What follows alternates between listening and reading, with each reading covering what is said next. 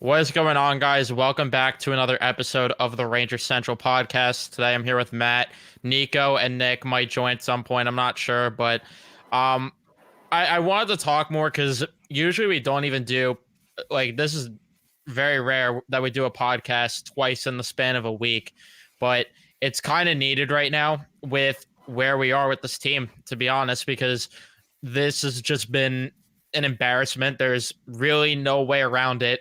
And losing to a bottom feeding team like the San Jose Sharks kind of has it feeling like this is officially rock bottom if it wasn't already. And the West Coast trip was really embarrassing because we went live before the Kings game. Yeah, before the Kings game, we went live the day before that one. And they ended up losing that game. They beat the Ducks. Granted, it was like a 10-minute effort at most, you could say. At most, you could say 20 probably with that game. And then last night was also a 15 at most 20-minute effort from the Rangers. And it's just been a similar story. I've been a broken record on these post games. We all have. But we're going to talk more because there's more to talk about. And I kind of want to talk more about the recent stretch now that I'm more cooled off from yesterday. Because granted, there are some things that people are not going to like that I have to say about this team still. But the fact that I'm cooled off and still have a lot of the same thoughts as I had yesterday it's a problem. But before we jump into everything, leave a like on the stream here. Subscribe. We're on the road to 2K subs. We're at 1.92K. So I would appreciate if we get to 2K, especially come playoff time. Well, which I'm sure that assuming they even make the playoffs at this rate, those post-game streams are going to be something else. But Matt, what's going on? How we feeling more now that we're more cooled off from yesterday? Not as angry, but it's still up there. Not throwing remotes. Not throwing remotes, but yeah, I don't know. Like I said before the last couple of streams and like on the post game last night, I've officially lost faith in this core and this team. I still think they'll make the playoffs, but like I've said before, as of right now, I see them as first round exits. Yeah, last night for me, and I was trying to give myself the 24 hours too. I mean, it hasn't technically been 24 hours, but I was trying to give myself time to calm down and think, was what I was saying last night where that was it for the core true? I still feel the same. Like, I know it's not 24 hours later, but it's still good enough. I still feel relatively the same in terms of where I am with this core, that I don't know. I don't have faith. I don't have faith. Last night, losing to the Sharks, come on. That can't happen. That can't. And I get it that it's the NHL. Things happen, that you're going to lose to bad teams here and there. But this is the stretch of hockey that they're in, that you don't get a pass for losing to bad teams. Last night was not a must win because of standings. Last night was a must win because you need to build off of what you did in Anaheim. You need to show that you could dominate bad teams, and they didn't. They didn't take advantage of a bad team, and now you have Vegas coming into the building on Friday. That can't go well, especially now they're getting more healthy. So I don't know. And it's sad because, like I said, this was supposed to be the lighter part of the schedule. What's going to happen from here? Trades? That's not going to fix anything. I genuinely don't know how I could have faith in this core when you have Adam Fox last night in the post game saying things like, oh, the other team wanted it more. Lack of motivation is basically what you're saying is an issue here. You can't get up to play the San Jose Sharks. You got far more issues. You have Mika Zibanejad complaining to the refs when he loses a stick. Adam Fox has done that a couple of times this year too. And it's the same quotes every post game. Every post game, it's we need to be better. We will be better. We took our foot off the gas. what are some of the other ones that they say? Like, oh, we got off to the start we wanted to. Yeah. We competed. We didn't get ran out of the building. It's the Sharks. You shouldn't be in close games with the Sharks. And I just can't rationalize defending this core anymore. I really can't. If anyone does, that's on you. But to me, they really lost me last night because I cannot rationalize any of this anymore. I just can't. It's the same issues year after year. And there's nothing that's changed. There's truly nothing that's changed. And I get it. They had a good October, but every time we're hearing, oh, they'll fix it. They'll fix it. They'll fix it. How many more months until they fix it? And for anyone that's going to say they're in first place, they'd be third right now in the Atlantic. They'd be third right now in the Pacific, would be fourth soon with the way the Oilers are playing, and would be a wild card team in the Central Division. And if you want to even go back to last year's standings at this time on this exact date, the Rangers have actually 2 more points than they did last year. But let's not forget, the Rangers were heating up in that stretch because on this day, we were talking about the Rangers being 7-2-1 in their last 10 at that point. So they were starting to turn things around and look better, even though there still were glaring issues, but that's a whole different conversation. But they were a plus 26 goal differential, third in the division. The Metropolitan was way better last year. You had Carolina and New Jersey tied with 66. The Rangers would be 61, so still third. In the Atlantic, they would be tied for third with the Tampa Bay Lightning. And Tampa Bay would have the tiebreaker there. So wild card team. And then in the West, they would be third in the Central. They would be in the Pacific. They would be tied for first with the Golden Knights. So I don't know. Like, I can't harp on the whole they're in first place thing. I don't know how anyone could hang their hat on this. When we said that they could go 500 the rest of the way after the start they had in October, November, we didn't literally mean they should go 500. And here we are, and they're going 500 right now. Yeah, they completely lost me after that Canadiens game. And it's not just like that, obviously they have glaring issues with their, some of their D guys and the bottom 6 in terms of scoring, and even some of their top guys like Mika Zibanejad, Chris Kreider, not performing a 5v5. But it's just the big thing with this team is the weak mentality. The weak mentality. I mean, how many times we got to watch these games and see 2 quick goals in the span of like 2 minutes and 30 seconds and a minute? How many times do we have to see that? That's not lack of skill right there. That's just weak mentality. And every time you can see the goal, you put your head down. You put your head down right away instead of saying, "Okay, listen, we fucked up. We made a mistake. Let's get it back. Let's get it back." Yeah, there's no killer instinct with this team. There's none of it, and that's the main reason why I have little faith in this core, because people will be like, oh, well, guys are slumping this and that. But one, if everyone's slumping at the same time, it's just the team has issues. That's number one. Number two, it's not that I'm denying that they can play to that level. We've seen it.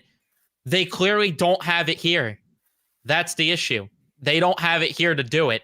And that's why I'm not advocating for a full-on rebuild, and more so a tweak and a retool, because it will light a fire under guys' asses that they can't be complacent with where they are anymore. And it will light a fire under them that they need to perform better. And if they still don't, then they could go fuck off and they could go try to win somewhere else. Sorry, that's just the truth, because at this point, if that doesn't light a fire under them, what will?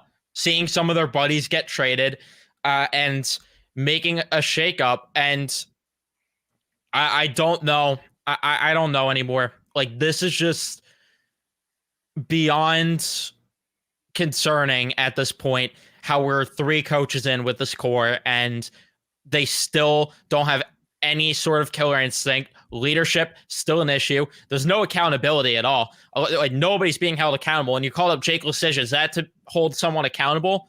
Or are you just going to put Kakko in the press box and put Leschyshyn and try to send a message that way? Because that's not sending a message. We've done the whole benching Capo Caco thing. We've done the benching Alexi Lafreniere thing. It's time to bench someone with a letter on their sweater. It's time. And if it's not now, when is it time? When they lose like 5 in a row, another 5 in a row, or 10 in a row? When is it time if it's not now? Guys are way too complacent. Yeah, the bench and Kako thing, the bench and Lafreniere thing, it doesn't work. Like we saw last year, it doesn't work. If you want to send a serious message, prime example, look like what Mika Zibanejad did last night. How do you lose your stick? Now, granted, it should have been a penalty because there was a pick on the play, but still, you're you just you leave your defensive responsibility to go pick up your stick, and boom, right there, San Jose wins the game on an easy goal score in overtime. If, like I said last night in the postgame, if I'm Peter Laviolette, I'm sitting his ass in the press box for 5 games. That is unacceptable when you're one of the quote unquote star players, one of the highest paid players on this team, and supposed to be one of the leaders with an A on their shirt, and you're doing that shit. Come on, that is unacceptable. Even like granted, like yes, we've called you out this year because you've struggled this year massively with putting up points at 5v5. But if you're not even going to do your basic defensive plays in terms of just leaving your stick and taking a man, regardless, look, you're going to be less effective because you need a stick to play. But at least put an effort, show that you care. That just you basically just I forgot who he was out there with, but I think he was out there with Lafreniere and Miller. Yeah, you basically just gave him a big middle finger and to Igor. It's like, yeah, I don't care. Another underrated part of that play also kind of is the way that they played that 3-on-2 also. Like Lafreniere and Miller didn't do a good job really playing that 3-on-2, if I'm being completely honest. They looked like chickens with their head cut off trying to play defense there, but that's pretty much sums up this team in a nutshell with them defensively. And you know what? I owe a massive apology to a lot of people because people were telling me all offseason, and I was trying so hard to tune it out and not listen and ignore it. They were right. They were right that this team needed way more speed in the lineup and way more physicality because that's what this team is missing, and that's what puts teams over the edge. There's the transition game is dog shit. There's no physicality except for from Will Cooley, but even then, like, I like Will Cooley. This is not a knock on him, but like, it's kind of quiet, his physicality, like when Jacob Trouba throws a hit, you notice it because it's a huge hit. Like, Will Cooley's more just physical in terms of his presence along the boards and everything. Again, it's not a knock on him. It's just kind of a quiet physicality presence. They need someone that's going to be a huge physicality presence. And that's why they probably had interest in Corey Perry, because the front office knows it's an issue. I would seriously look at, they have to explore bringing a guy like that in this offseason, because I don't think that there's any sort of way that they could do it mid-season. And you can't compare Trouba's hits to anyone because there are guys that are very physical in the league, like the Tkachuk brothers. Like, those are obviously the main two. But yeah, I get it. You might say Trouba's hits are bigger, whatever. I get it. But I just mean that they need more of a noticeable physical presence, that guys in the opposing locker room, they are circling on the whiteboard that name because they know that guy's going to be an asshole and it's going to be a long night playing against the team. They are missing that desperately. Like I said, there's no transition game. There is zero transition game because nobody could bury a breakaway. They're odd man rushes. They don't get odd man rushes because of how slow they are. You saw it shorthanded last night. Nick Bonino and Barclay Goodrow, an opportunity to build a 2-on-1. Neither of them could skate. And then when they do get rush chances, they never bury them. I'm pretty sure they have the fewest breakaway goals in the league right now. So what does that tell you? Yeah, it's like Nick's comment over here. Too many icings, and yeah, that's because they're relying too much on the stretch pass. They're trying to cheat by getting a head start already because they're not a fast team. Their transition game is awful. They can't come up the ice as a 5-man unit quick and just blow past another team in the neutral zone. So they got to rely and try on the stretch pass. And we already know a lot of our guys on defense aren't great passers, aka Truba, Schneider, Keandre. You know, really the only Even Gustafson's been questionable lately. Yeah, even Gustafson. Yeah. Yeah, like outside of that, it's Fox, and they force the stretch way too much at times, and sometimes they have to settle for icings because of how piss poor they are on breakout attempts. There's no puck support, and there was a clip going around about from Thomas Hickey talking about the Islanders and how important F3 is. The Rangers don't have any of that with their forecheck. Their F3 is non-existent. They don't have a guy looming back to cover up so defensemen can help jump in on the play and help them get a stronger forecheck. Their forecheck looks weak because of that, because they overload on one side. F3 is trying to join the play instead of letting a defenseman come in, and F3 looms back and covers up for the guy. That's also why you're seeing rushes against. It's affecting their forecheck play, and it's affecting their rush defense. They're not playing good enough in terms of that regard at all. And yeah, you're right. No, they aren't a feared team. They are not a feared team, because teams know that if you just sit back and play defensively and then capitalize on your chances that you get, because the Rangers cannot break the puck out at all, and because the Rangers are slow to get back on defense and allow a lot of rush goals, teams know that the book is out. The book is out on them. And now the 1-3-1 isn't even working. Teams are breaking through that way too easily. So that's where you need to see adjustments from Laviolette to fix that. Yeah, adjustments are needed, and just going back to the point, yeah, the three things that's holding back this team: lack of speed, can't pass, and the big one, they can't finish their chances. None of them. I mean, and the big one being Lafreniere. Look, for me, Laffy came into the season with a lot of doubt. We all doubt him, and so far he's proved us wrong. He's had a very good season. You know, just everything. His skating's improved. His playmaking abilities improved. He should have had a lot more assists so far this year. But we can't ignore the fact that this guy misses a lot of chances, especially the big one last night. Yeah. At least if you don't score there, you got to put that puck on net. Yeah, and we got on Ryan Strome for it, and some people are coddling Lafreniere for it. This is like the whole empowering versus put a shirt on thing. Lafreniere needs to bury these chances. We got on Ryan Strome for it, and I want to address this quickly.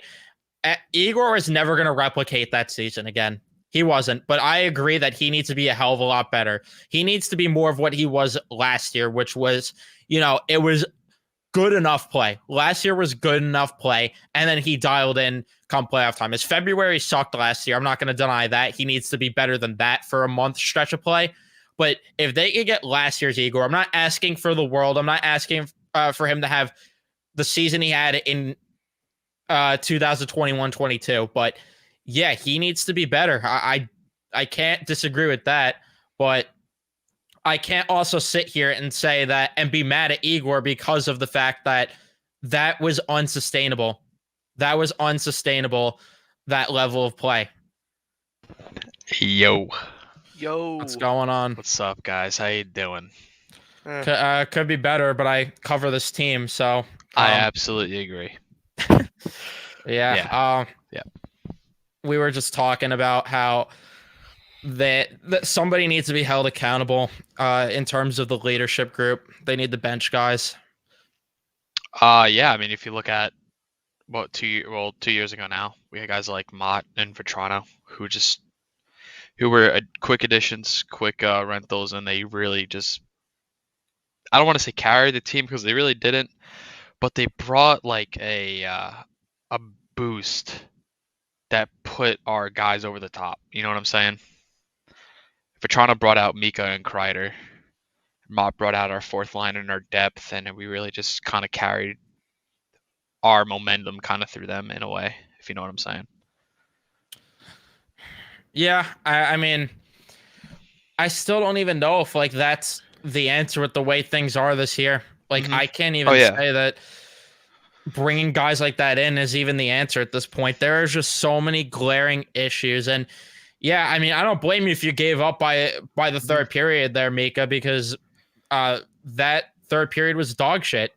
That the start of that third period was garbage. Like I don't know. And yeah, they need to send people down. They need to send Mhm. messages. And I don't know what Jake Lecision's up here for, but if it's to hold somebody accountable, then I'm fine with it because that is really sending a message. That's a guy that shouldn't even be in the NHL. You put him in the lineup over someone that is an impact player. That's sending a message. I agree. I 100% agree. And yeah, I'm not saying that it's I agree that it wasn't all Gallant's fault, but there that's not saying that he deserved to keep his job. He was a garbage coach. I still believe that, but the core is just as much to blame because Gallant didn't hold guys accountable. The most he did was I keep bringing it up the game against Detroit last year. He put Chris Kreider down the fourth line to send a message. What does he do in overtime? Puts him out there on the opening shift. That's not sending a message. It's not. Yeah, it's like I've been saying the last couple of podcasts. Galan and Quinn definitely did have their issues, and they deserve to get fired 100%. But now we're starting to see that maybe it wasn't all of them. This core's got to take a big responsibility. I get it. There was really no system or nobody getting held accountable. Um, to help the team, move along and improve. But I mean, like I said before, in terms of mentally, this team has no self pride. I mean, like you go like last year in the playoffs, you go up 2-0 against the Devils, going back to the Garden, and you have a chance to step on the throat, and you don't. You're just lackadaisical going lazy, and not just making sure that you put that final nail in the coffin, and it came back to bite you in the ass. That's another point too, because somebody made the point to me on Twitter, and or they made the point in general. I don't remember if it was to me or to another tweet, but I saw it earlier, and it's 100% right. I'm sorry, I'd give you credit if I remember who, but they were saying that this is not a thing of adversity. The adversity should have been you learning from back-to-back years, you going up 2-0 in the playoffs, and then choking the leads back-to-back years. That should have been the adversity. This is not adversity, and we're 2 months into this. This is not adversity. This is just the point that this is who they are. And yeah, accountability needs to be held on Kreider and Zibanejad. Those two continue to get away with just terrible efforts night in and night out. Chris Kreider chooses when he wants to show up. Mika Zibanejad, I don't think it's a lack of choosing to show up. I just genuinely think he's just been playing horrendous this year. Like I can't even justify anything with him. Yeah, he has no. You watch that game. I mean, look, the stats will tell you otherwise. That he's just under a point per game player. But if you really watch this team like in detail, you cannot tell me with a straight face that you notice Mika Zibanejad in a game. You don't. He has no effect on the game at 5v5. Especially like last night. You're going up against one of the worst teams in the league. And again, invisible. And it's not just 5v5 anymore. It's the power play. I mean, he can't catch passes. He can't skate the puck into the zone. He's making these stupid little dumps now. He's missing the net or shooting at people's shins. I just don't know what it is. Is it just he's not confident? Is he just simply not good enough? Or maybe he got the money and he just doesn't care anymore. Or it could be a little bit of everything. I was gonna say I think it's a little bit of everything. It's just we've seen guys get a nice contract and kind of settle back, and I mean, there's his line mate did kind of the same thing. You know what I'm saying? But it's such a shame because if we don't have him 5-on-5, at least we have the power play with this shot. But he's not even using it this year. Yep. We saw it in the playoffs many times, and it worked great 2 years ago, and it was great. But unfortunately, it's not 2 years ago in the playoffs anymore. It's now, and he sucks. We got to take him off the first unit. And again, like you guys said, we got to send a message. Yep. Like, I mean, come on. The guy can't hit the net. I mean, I don't know how you're making that much money and he can't hit the net. I can do it He in the can't beer even league hit the game. boards anymore. He was shooting at guys' shins last night. Exactly. I mean, it's unbelievable to say that's our elite number one center, and he can't even hit the net on a power play. I But want yeah, to bring up a tweet too, from Andrew Chelney. He does work on the Liberty Blue podcast, and I actually retweeted this tweet. He said, "True top line players in the NHL take over games when their team needs them to. Mika Zibanejad gets paid like a true top line player, but hasn't taken over a game since." And then he said, "I've seen enough." Yeah. I completely agree. When is the last time he's taken over a game? maybe the game in Philly, if I Yeah. remember. Yeah, maybe the game in Philly, but if he's not seeing the orange and black on the other side, when is he taking over games? When's the last time? Exactly. Yeah, I mean, It- you go. I'm sure you guys also watch a lot of hockey outside the Rangers, but Mhm. but for anybody that doesn't, I mean, you go flip on an Edmonton Oilers game, you see Connor McDavid just sometimes they're down and he's like, you know what, fuck it, I'm doing this all by myself. You don't even need to tune in Connor McDavid. Watch a Dallas game and Yeah, Rope watch- Hintz. Mhm. Like, Watch an Avalanche game with Nathan McKinnon. Go to Carolina and watch Aho. I mean, Yeah. I any dude, Logan Couture on the Sharks looked better last night, and it's his third game of the season, coming off a groin injury, if I'm correct. He looked way better. Okay. Yeah. I Yeah. mean, any team, first line center, they might not be better than Zibanejad, but they have a lot more heart and more determination with their team. He looks like he's lollygagging out there. I don't know. I think it's such a shame because he has such great talent. And Evan, I think it was you who posted a video the other day with his goal against St. Louis, where he just walked that defender, went backhand. Was that you? no, that wasn't me. That was I think that was Blake that tweeted that one It out. might have been. Like we know the skill is there, and it's so frustrating seeing him not being able to use it or just choosing not to use it. Yeah, and there's two things that I want to say to that. This feels honestly, I would argue this is worse. Remember how bad his start was to that shortened season? This is worse than that right now. Oh yeah. And that's speaking volumes because he was really, really bad. That like we were talking that the Rangers made a mistake signing into that extension then. And then there's another thing that I see arguments of people being like, he always gets off to a slow start and he'll heat up. If he's always getting off to slow starts, that's a problem. That's not a number one center. Sorry, it's not. And I'm not saying guys aren't allowed to slump. It does happen. Panarin has nights where he doesn't get points, but it can't be for months on end. That just can't happen from someone that's supposed to be an elite player. You need to get far more consistency than that. If it's a week of inconsistency or 2 weeks, that's one thing. But we're seeing him months now put together inconsistent play, and I just don't know. And it's very concerning because how is that deal going to age? If we're talking about concerns now, what's going to happen with that deal when we're talking about it 3-4 years down the road, man? Yeah, and at least that 2021 shortened season, at least he did have the excuse of COVID because obviously Mhm. it does it does affect like your respiratory system and stuff. So obviously he wasn't 100%. This year though, it's just and listen, I understand that people are gonna say like he had a kid and everything, but come on, we can't be using that excuse that he has a kid. Yeah, Panarin has a kid and he has one on the way, and look what he's doing this year. You know what I'm saying? So, I mean, I've seen people use that excuse, and I understand, but like it's just Lindor had a It is kid this unbelievable. past year and put together his best season as a Met. Mhm. Like I don't know. I can't make excuses there, but we'll move on from Zibanejad unless people talk about it later in the chat because I did want to address this comment that the Rangers technically have more cap space than this at the deadline, even if they activate Hedel. Because if they're waiving guys like Benino, if they're waiving guys like Wheeler, that opens up the door for more possibilities. But if I'm being honest, if this downward spiral continues, Drury better not buy at the deadline.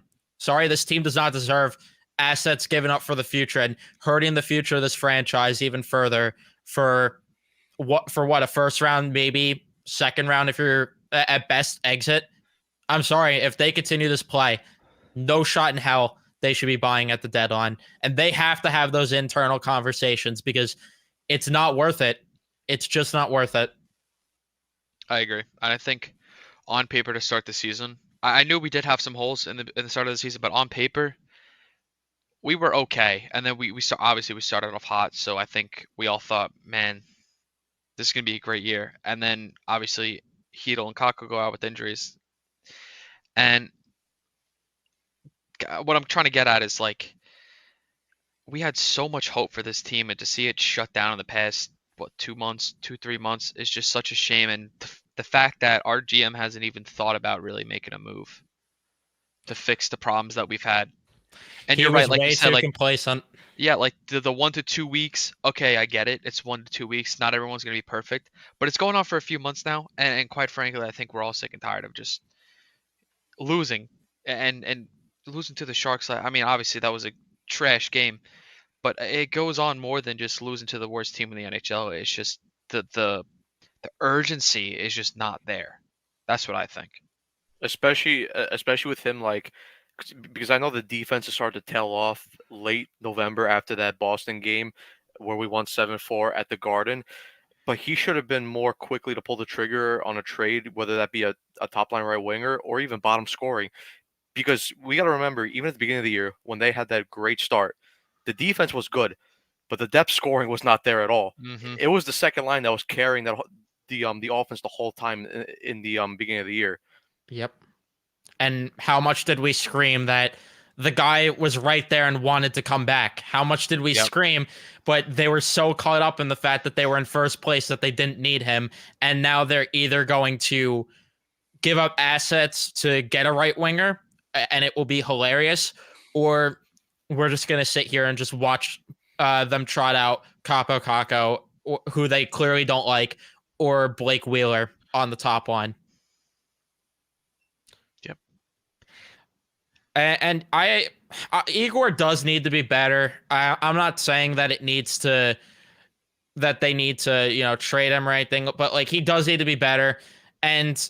But both things can be true. They need to bench guys and send a message, and Igor does need to be better. He does. And it's definitely a problem. It's definitely a problem. But the defense sure as hell is not helping him. That I could agree with. Yeah, that Gustafsson turnover last night was just awful. It was just. Right on the fucking tape. I mean, yeah, at that point, the Sharks should be paying a part of his contract. It was so bad.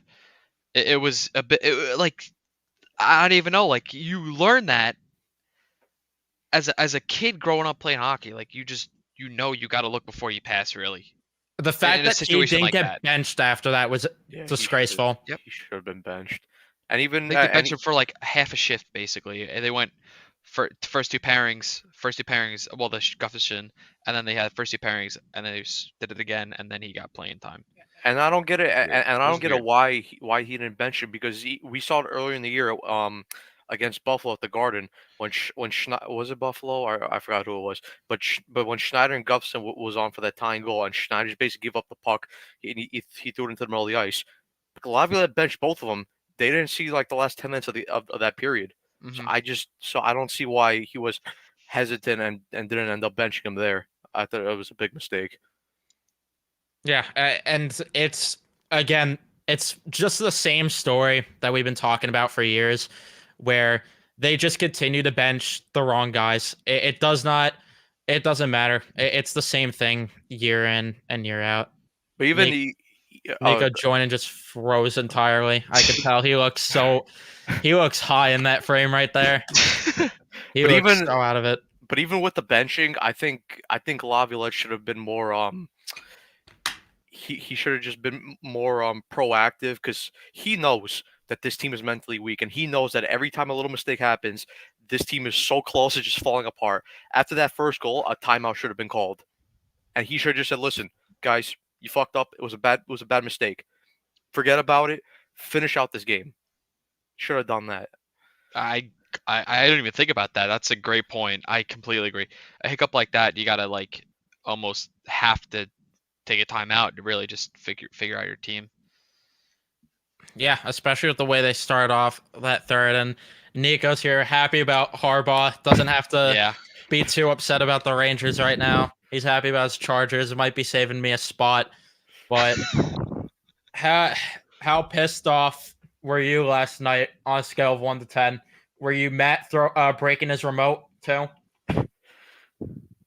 And he froze again. Yeah, All he's right.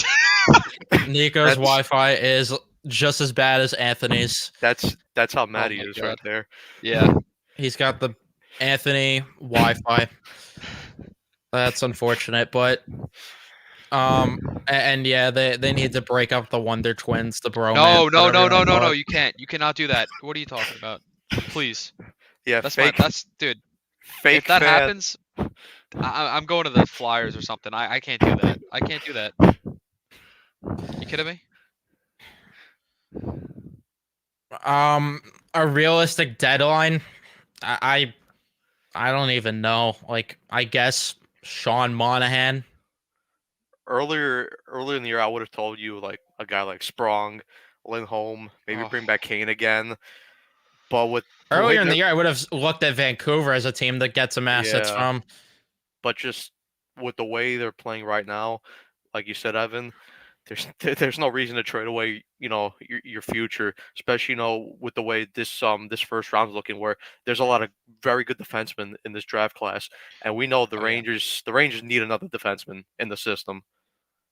Yeah, How they about need that Zane Prek. VM kid or whatever his name is. I don't know We how to will say his be- name. Weird way to say He's Zane so Prek. good. So underrated. Zane Prek.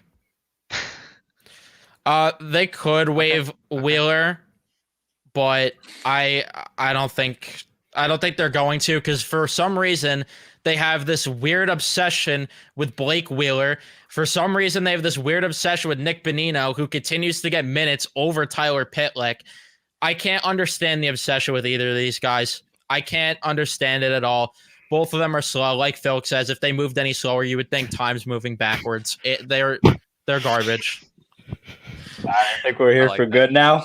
great. So all I heard is Evan, you said about the Harbaugh news, but I mean, there's also to be happy about we're in first place in the Metro. So I don't know what you're talking about. with You know that what? either. I agree. I So, agree with that. Agree. I'm very wrong about everything I've said. All is good, man. All is good.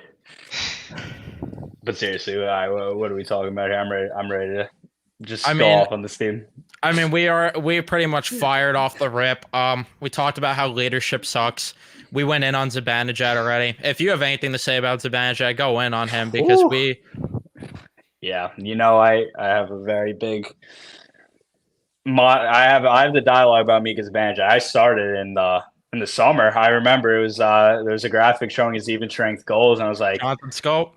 oh yeah, I remember everything. So he's a power play merchant. That's and he's not even doing that anymore. Like, it was clear as day he was just not a good enough 1C. And surely enough, I mean, he's getting exposed. Is he even a good 2C at this point?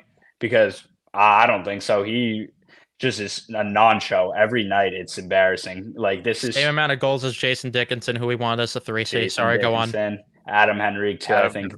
Yeah, that was from you, Matt. So Yeah, it's just I did embarrassing, like quite simply. I mean, I've never seen a 1C like Mika Zibanejad just ghost every night. Like, he doesn't do anything effective. Like, like 2019, 2020 Mika was just unbelievable. Now, like, to this day, it's just sad to see what he's become. He's just a liability out there, really. So he doesn't have that elite shot he once had. He doesn't know how to play make at all. He's not even good on the defensive end. I mean, that effort last night in San Jose when, okay, yeah, make the argument he got picked, but that was just inexcusable what he did, not even to get back in the play. So Mhm. I'm really upset with Mika Zibanejad. He's probably, honestly, like, we're right there with Barclay Goodrow, honestly, because he's supposed to be like one of the best players on this team, and he's just not looking like that at all.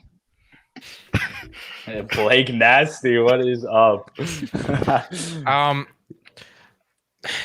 With Zibanejad, they got to send some sort of message with him specifically. I think with him, he needs to be sent a message, because he's the one that has been playing probably the most poor out of everyone. And I know Kreider doesn't give efforts night in and night out, and it's very clear, but someone like Mika can't be playing as much as he is. And yeah, I know the Rangers were trying to get Corey Perry, but couldn't end up doing that. And a nice pickup.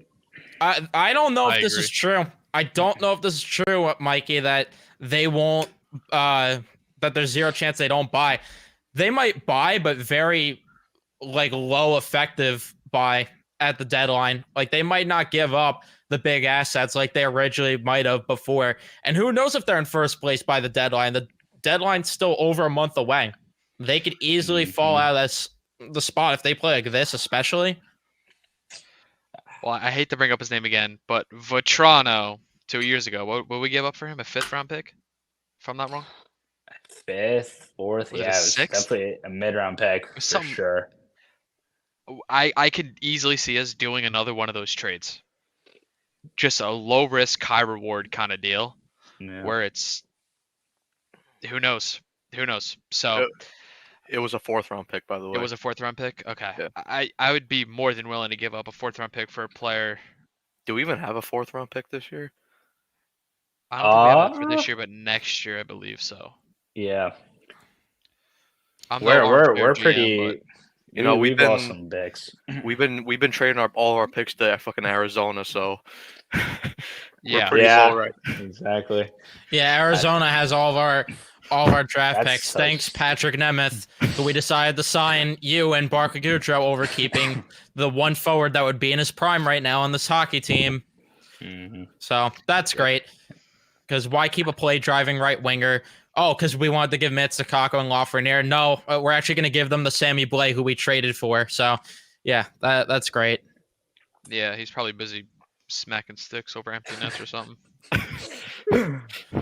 What would the buyout have been the better option with Patrick Nemeth? I don't know what the penalty would have been, but it probably wouldn't have been.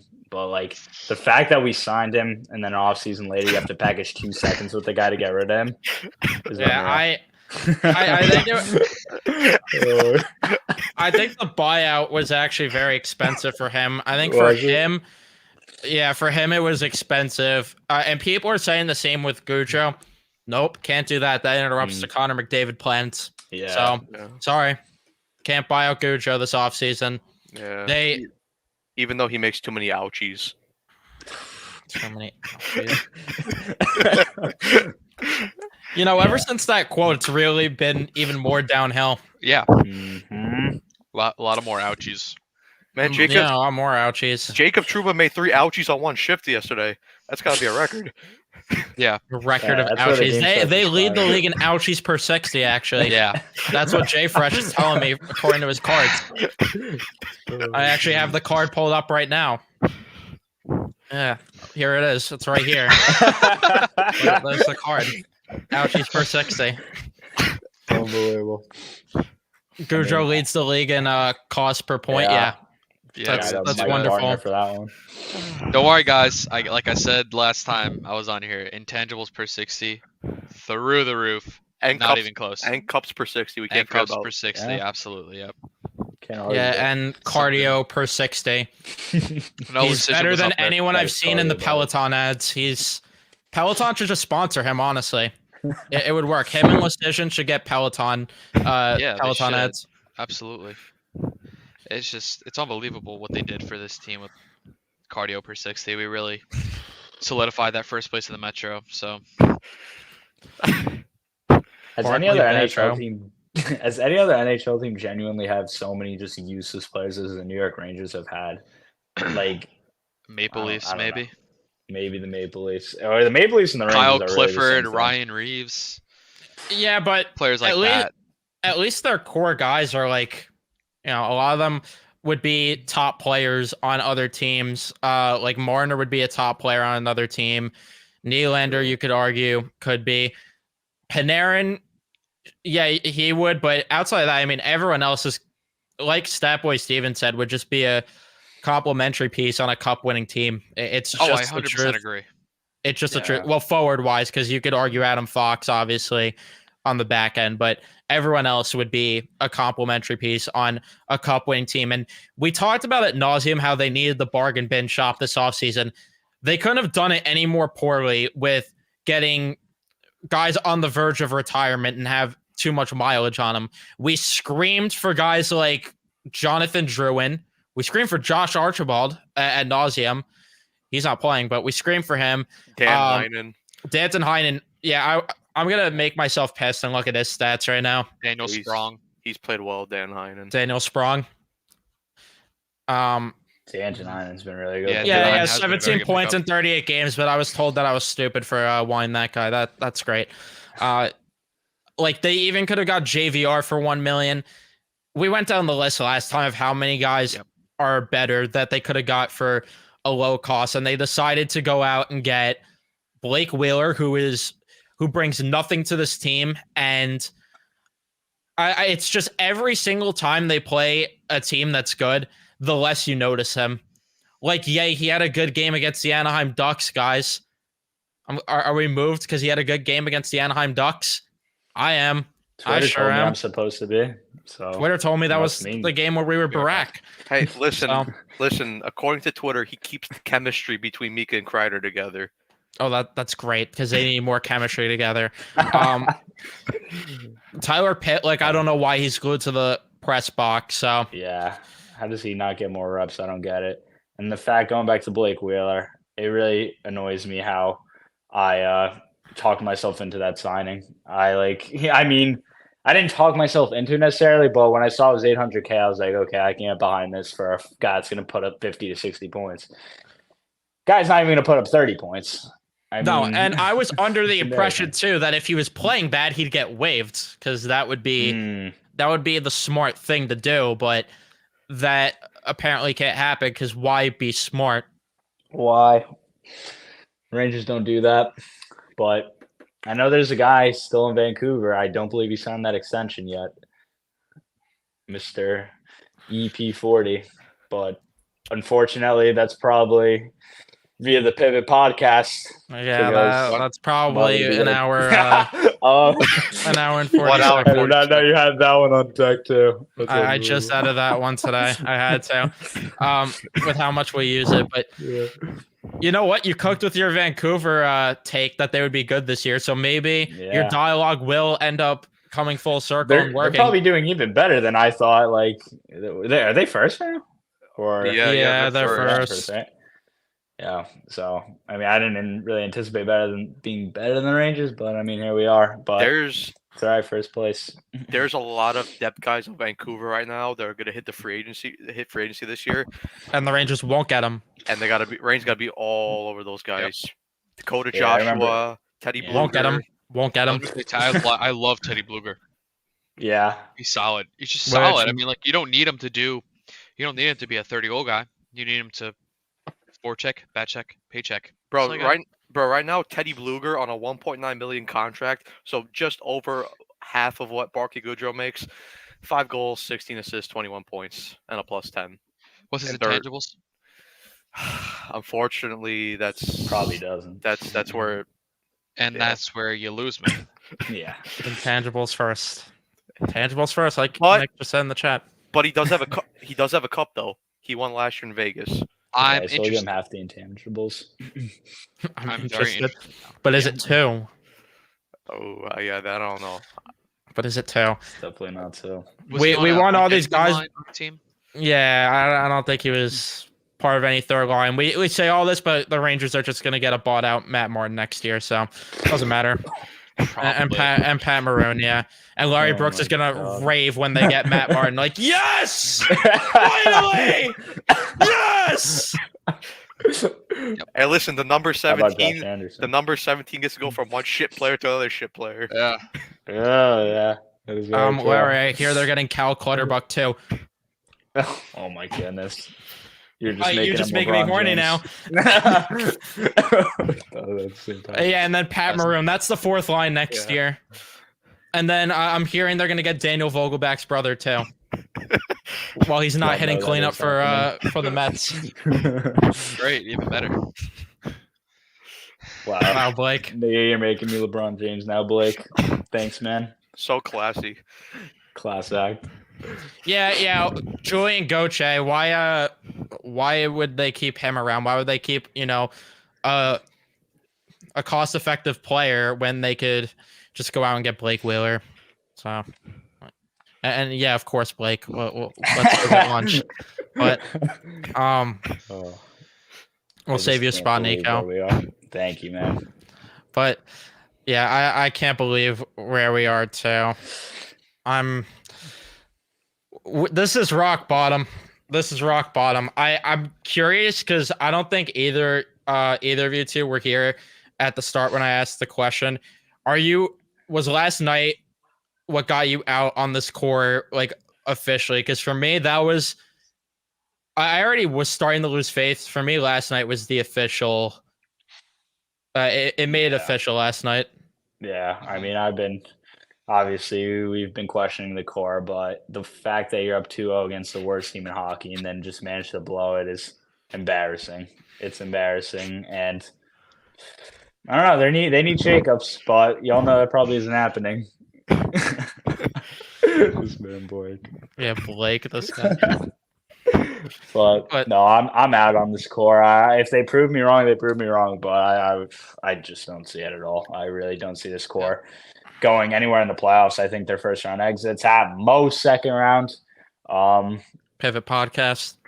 Yeah, it's not even going to be second round at this point.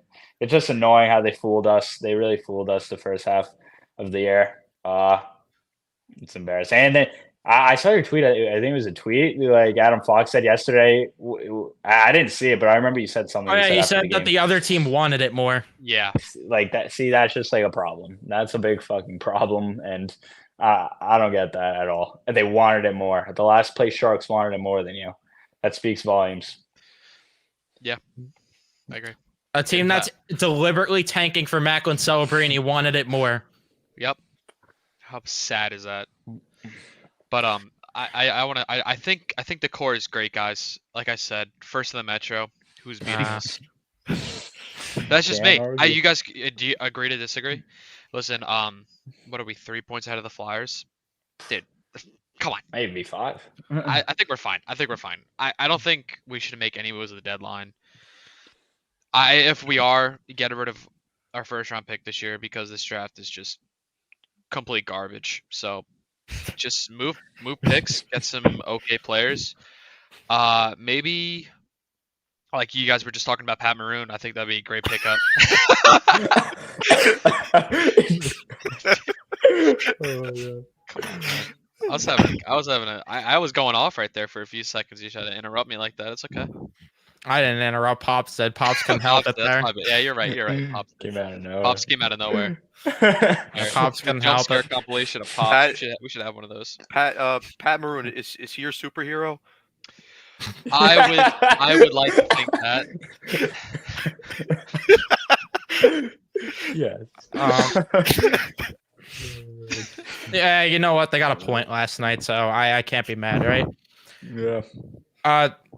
To answer this question, like I've said, Trouba and Kreider, their no movement clauses lighten up, so it makes them more movable. But you know, if they didn't want to trade Kreider for Jason Robertson and a first at the 2018 draft, are they going to want to trade Kreider at this point?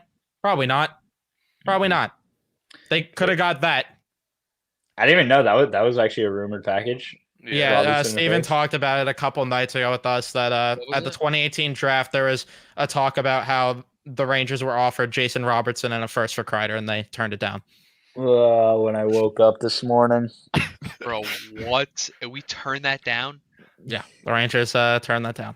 And Dallas came to us with that offer, and they were like, Yep. Nah. Yep. Do you know what that first round pick turned out to be? Can we figure that out?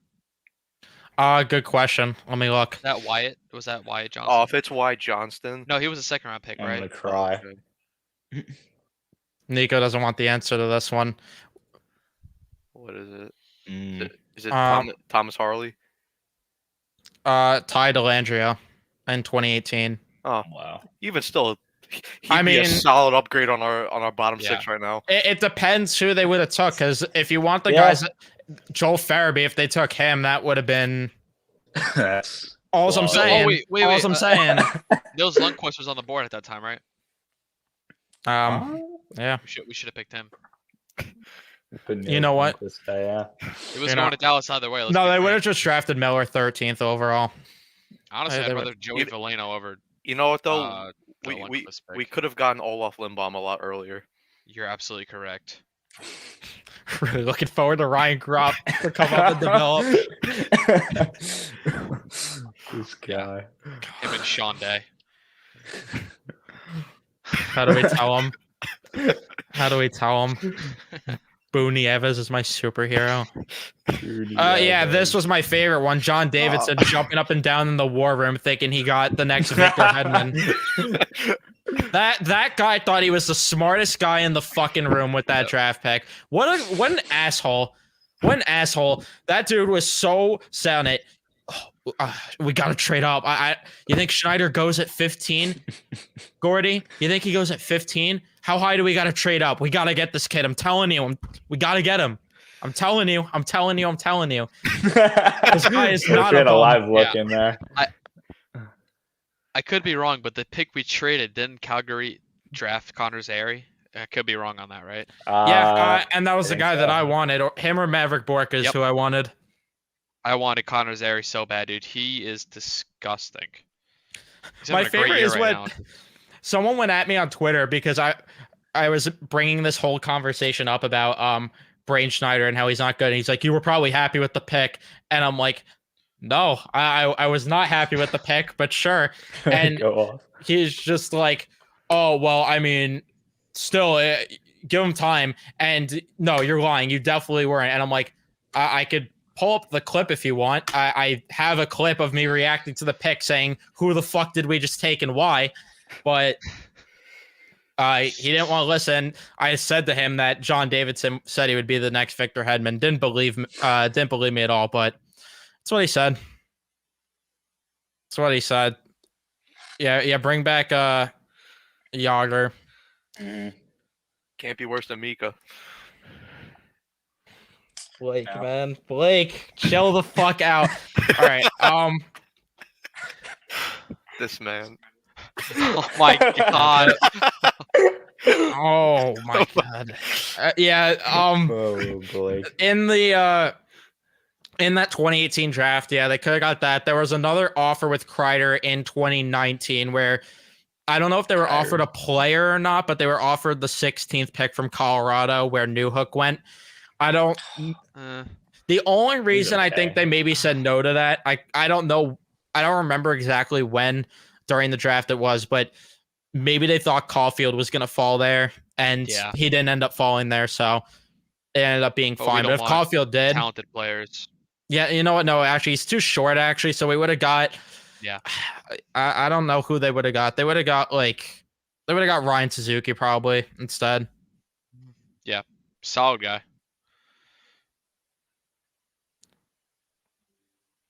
In terms of getting knowledge about the draft, you can look up on Elite Prospects. They have a lot of good stuff pre-draft where you can look at mock drafts. You can look at the mayor of Whoville's mock draft. You can look at who is it from? The lion from the Wizard of Oz. Look at his mock drafts. that one had me fucking laughing so much. He looks exactly like him, Sam Constantino. Oh my god. That's unreal. But yeah, you can look at mock drafts, and then I just watch film, and I watched film of Zane Parekh, and that's the guy I want. I go off NHL 24's draft simulation. Works Fair wonders play. for me. Yeah. Yeah, I know how to get all the medium elite players. Yeah. So that's what I use personally. And then I go off of there, and then I go on Twitter saying I want this guy really bad. So that's Yeah, what I you do. you find a gem in like the 6th round, Yeah, and I'm like, I want that guy. and even though he's a generate player, I want that Yeah. guy. Yep. Get him. I just There's look at only one guy. There's only one guy I've actually done that with, and he was like a 6'8" defenseman. Absolutely trash. I just wanted him because it was funny. Is this true? I haven't looked at Twitter. Is this true that Parise is going to the Avs? Hmm. I actually want to see because that's actually an interesting move. It's actually a very Is interesting that move. so? That would be Yeah, that'd be very. I heard Oh, he, yeah, he was yeah, thinking about going back to the Islanders too, though.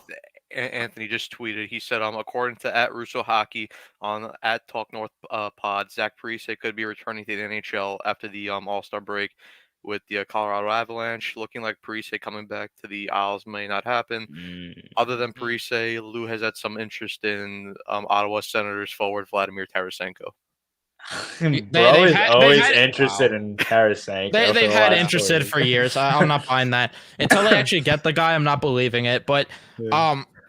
that's an interesting one. Parise to the Avs. I thought for sure That he'd is. only come back to play for the Islanders. So I'm That's what I shocked. thought. But I would have liked the Rangers to get him. Chris Droopy sleeping again. Chris Troopy, yeah. I like that. That's a good one. That I was forgot who Blake. in the chat. That was Blake. Shout That out was Blake. Blake. Yeah, that was Blake. I called him that. That's pretty funny. That's the most best person I'll meet, so it makes sense that Blake said it. Makes sense, Blake. Well done. You Um, gotta get Blake on one of these, man. That would be.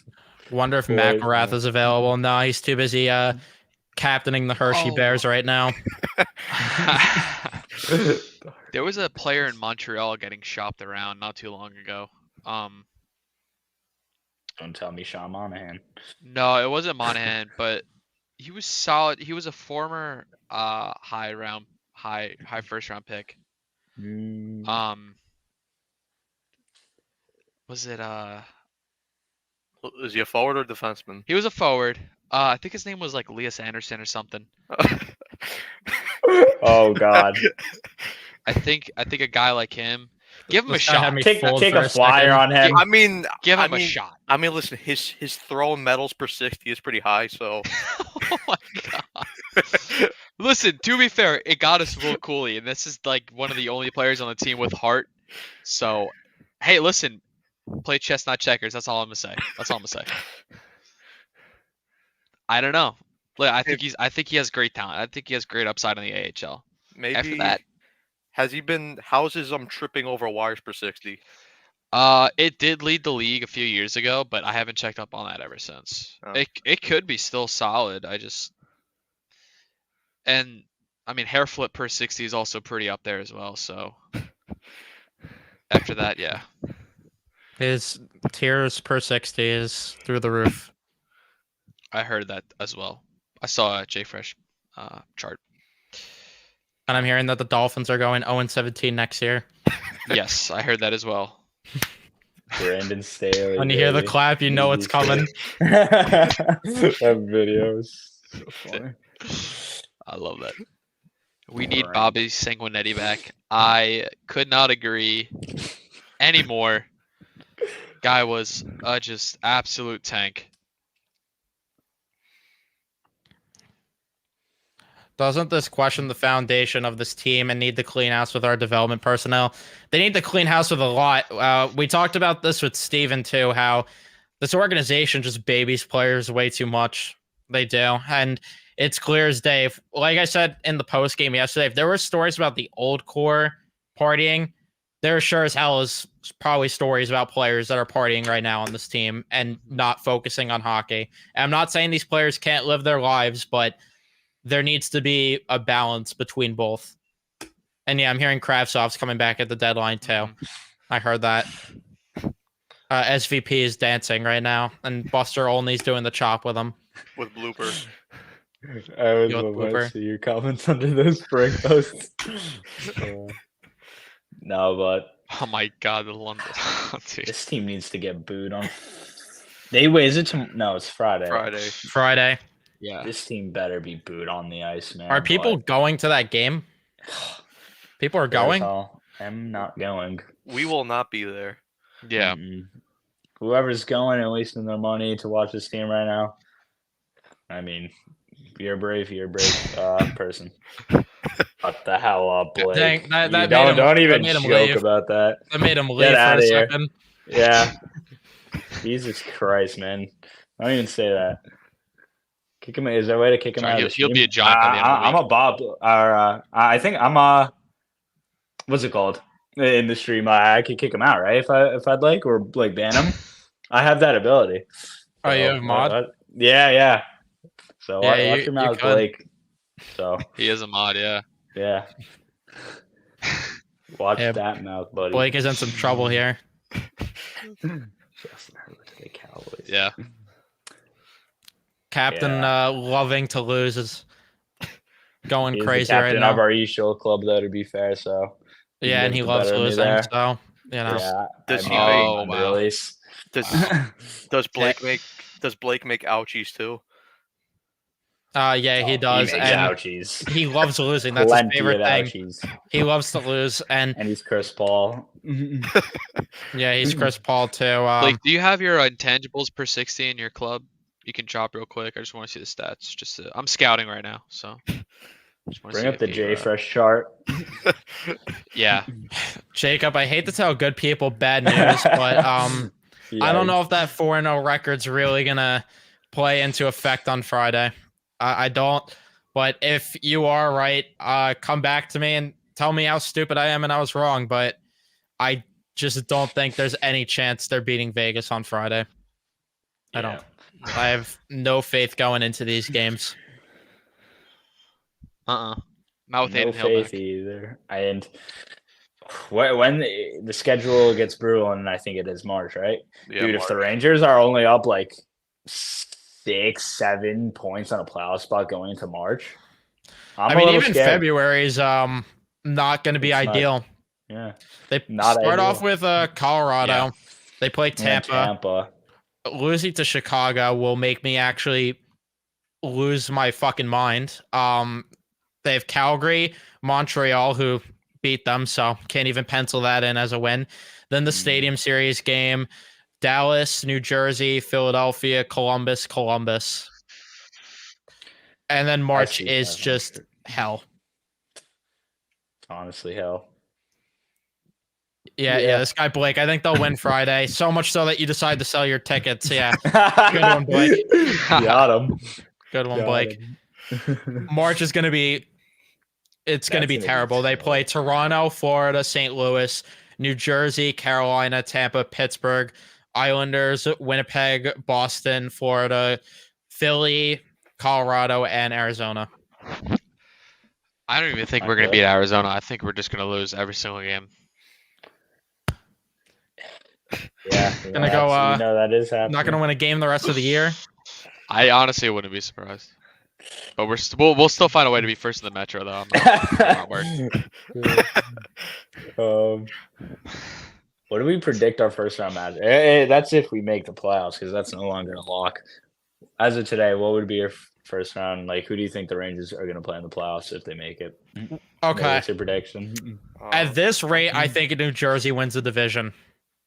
I think New Jersey wins the division. Wow.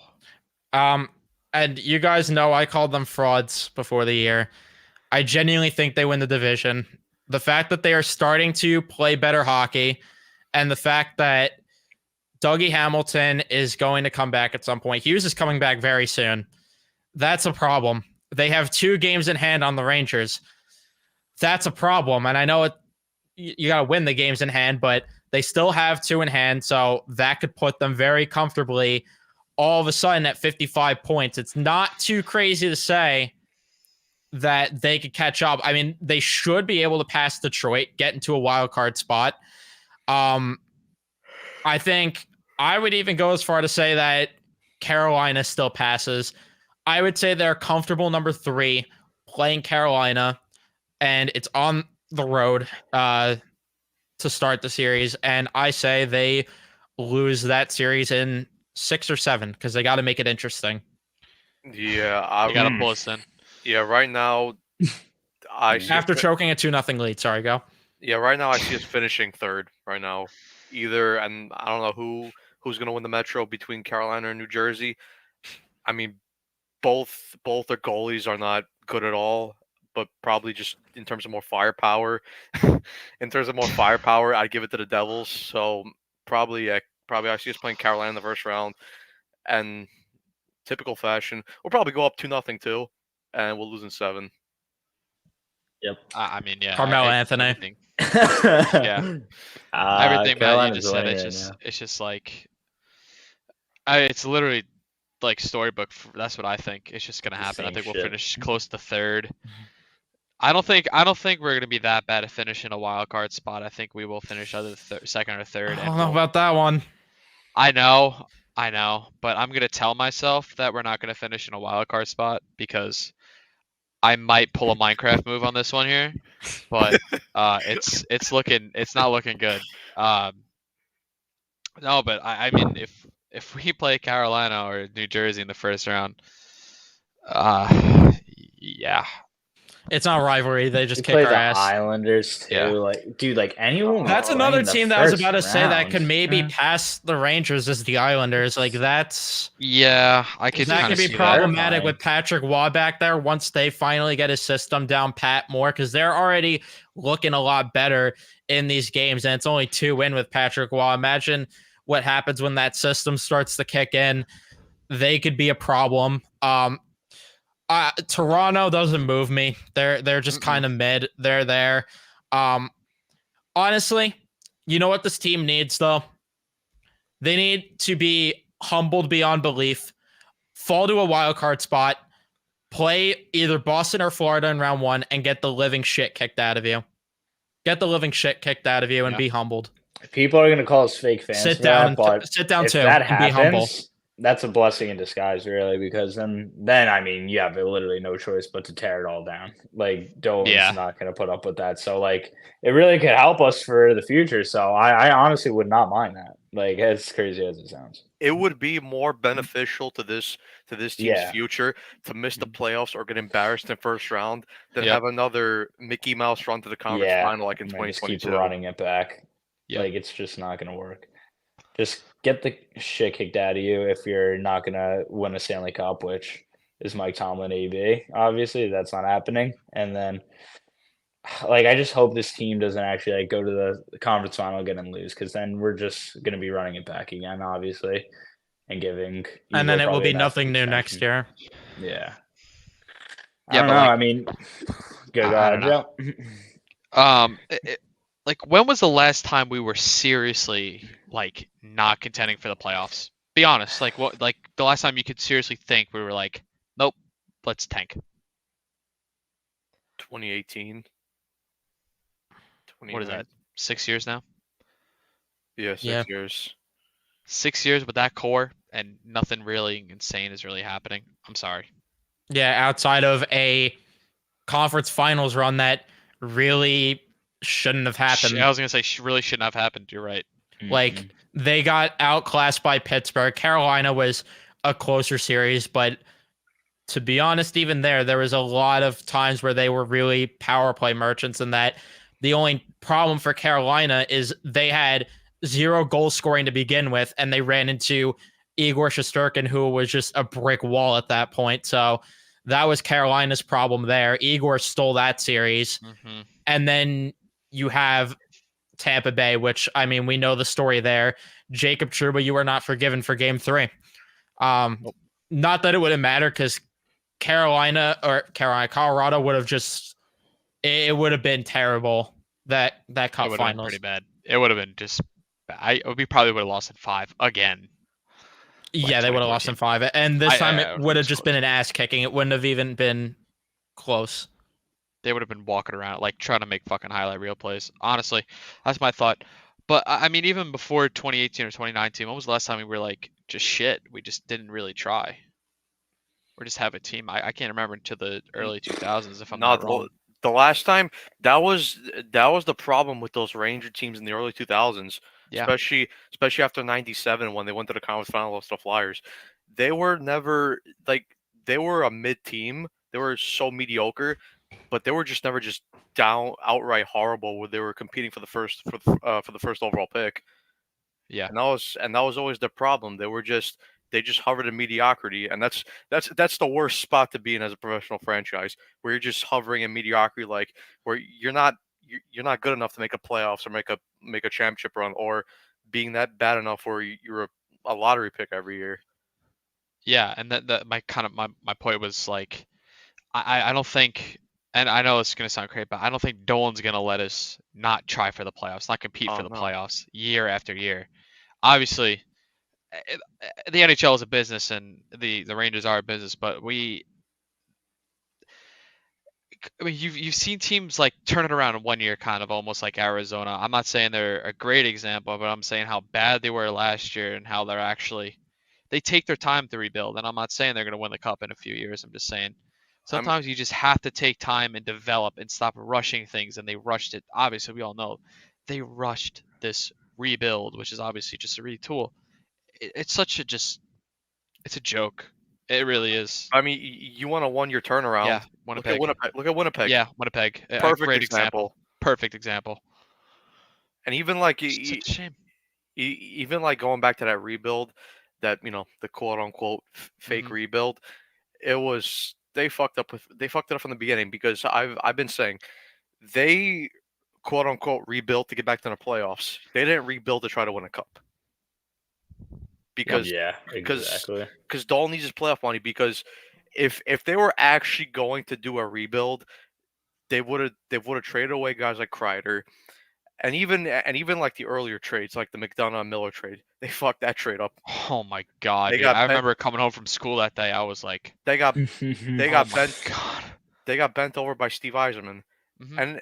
and even then, you look after that 21 season, with the COVID shortened season, they probably should have moved Mika Zibanejad too, 100%. instead of giving Them that heating up towards the end of that 2019-2020 season Yeah. honestly was the worst thing that happened to this team too, because at least if they continued to suck, Dolan might have not had the expectations next year where he wanted them to make the playoffs, but then everybody lost their jobs and it was a tire fire of a 2021 season because they didn't make the playoffs, and Dolan wasn't happy about that because of the way they ended that previous season. He wanted them to make the playoffs. So I don't know. This team's just no. I'm not giving you the St. Louis jersey, Blake. No, no. This guy. Oh my god. All right. Yeah. This Blake's feeling different tonight, man. Blake's on one tonight. Yeah. I don't think your girlfriend would like that, Blake. I don't know. I don't know if you should be saying this fresh in a relationship, Blake. Not you too, Blake. But no, yeah, you should apologize. Yeah. Of course you're bored. That's nothing new. You're sitting there stuffing your face with food right now. This is nothing new, Blake. But with the rebuild, yeah, they fucked this entire thing up. We talk about it ad nauseum. Winnipeg got the last laugh at us. We clowned them. We were humbled here quickly. We can't clown Winnipeg ever again. So Winnipeg, Yeah, they really on behalf of the humble us pretty entire quick. podcast, I apologize. I apologize, Winnipeg. I will not disrespect you again. We will insult Calgary from here on out instead. I was gonna say, was it Calgary that we're moving on to? Yeah, we're shifting the agenda to Calgary. Okay, good. Shipbuilding I too. love Blake Holman. This He's having a guy. good year, guys. I think we should trade for him. I mean, his Cubs per 60 is there and tangibles per 60. It's time for a True. conversation. Overpaid per 60. Overpaid per 60. Oh boy, Yeah. the Rangers have plenty of those. Hey, he Yeah. probably I think has that's the new more. one overpaid for he- 60. He probably has more 5v5 goals than Mika Zibanejad this year. So It's not a hard Honestly, goal yeah, to I would accomplish. not be surprised. I would not be surprised at all. Could we fact check that one? It's time for a conversation. give We're on the me ESPN panel. let me get my calculator out really quick.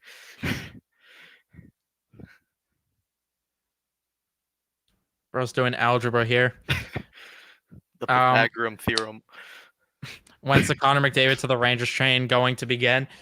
Right now, because I said so.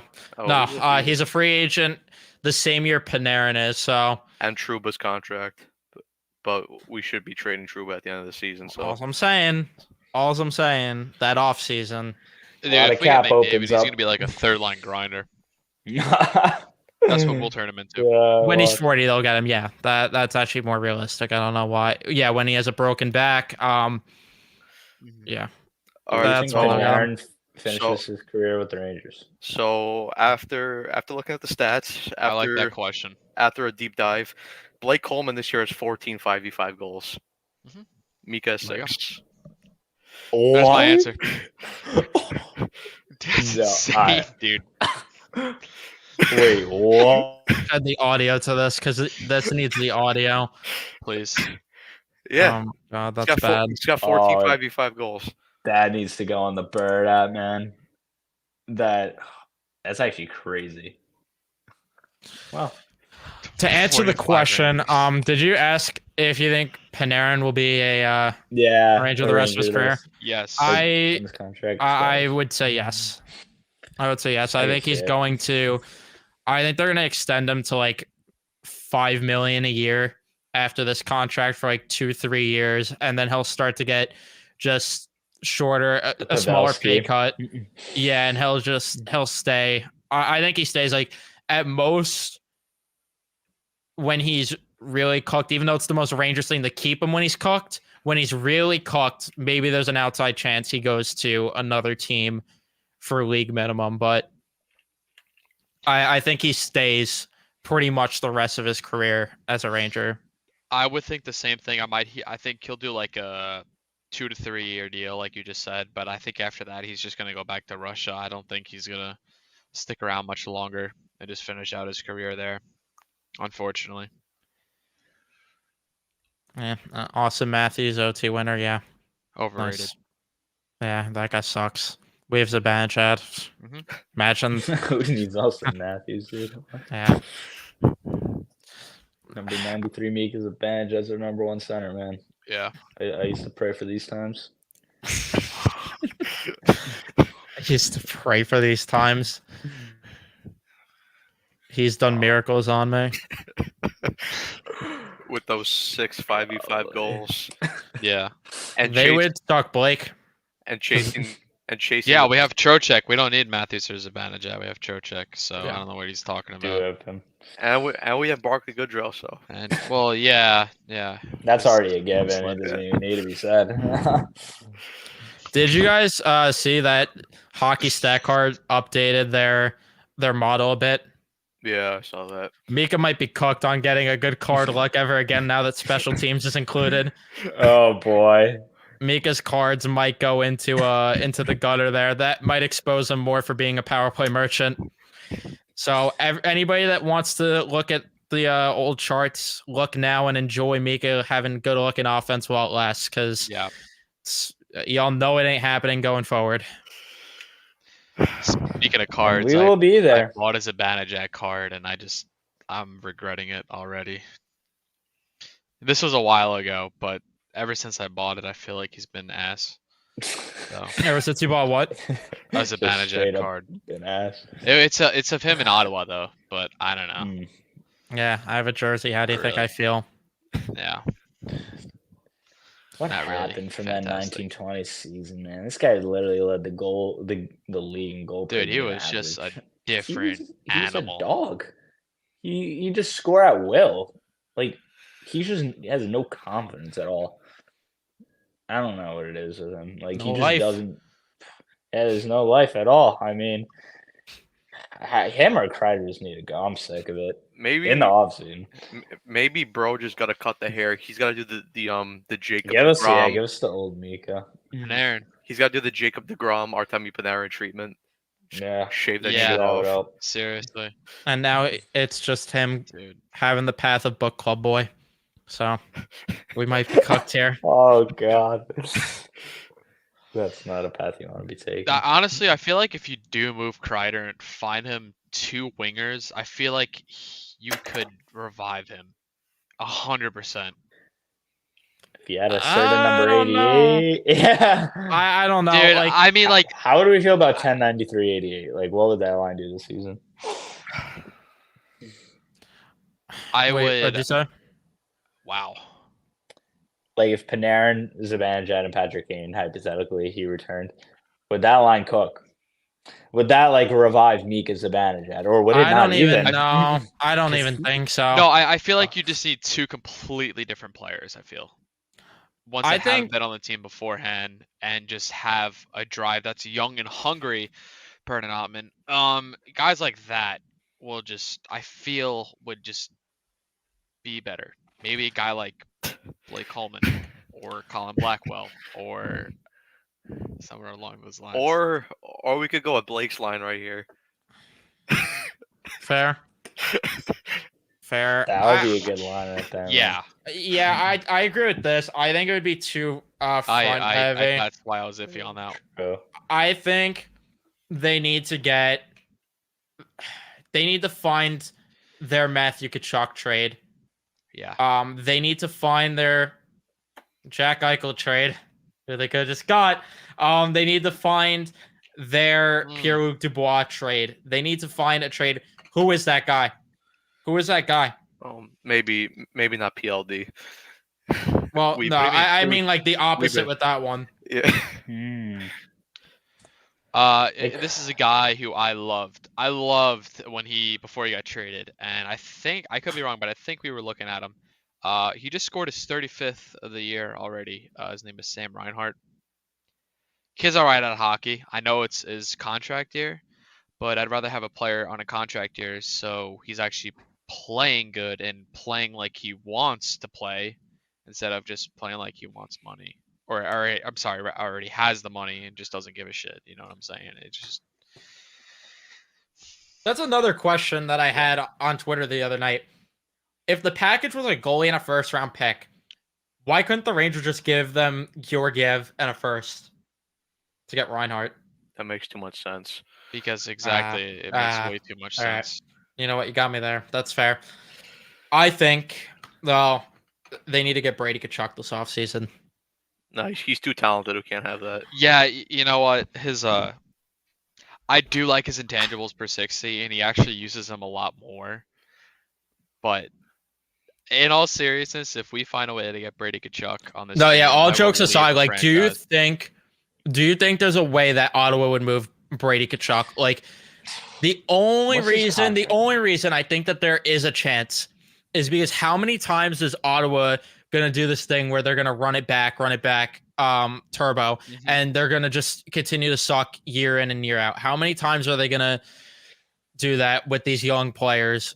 Unless they're gonna move a different player, I don't know who, like Josh Norris or something, but they could use some sort of shakeup. His contract isn't, I mean, for a guy that is the caliber he is, very, very respectable contract. 5 years left on it, so 4 after this one.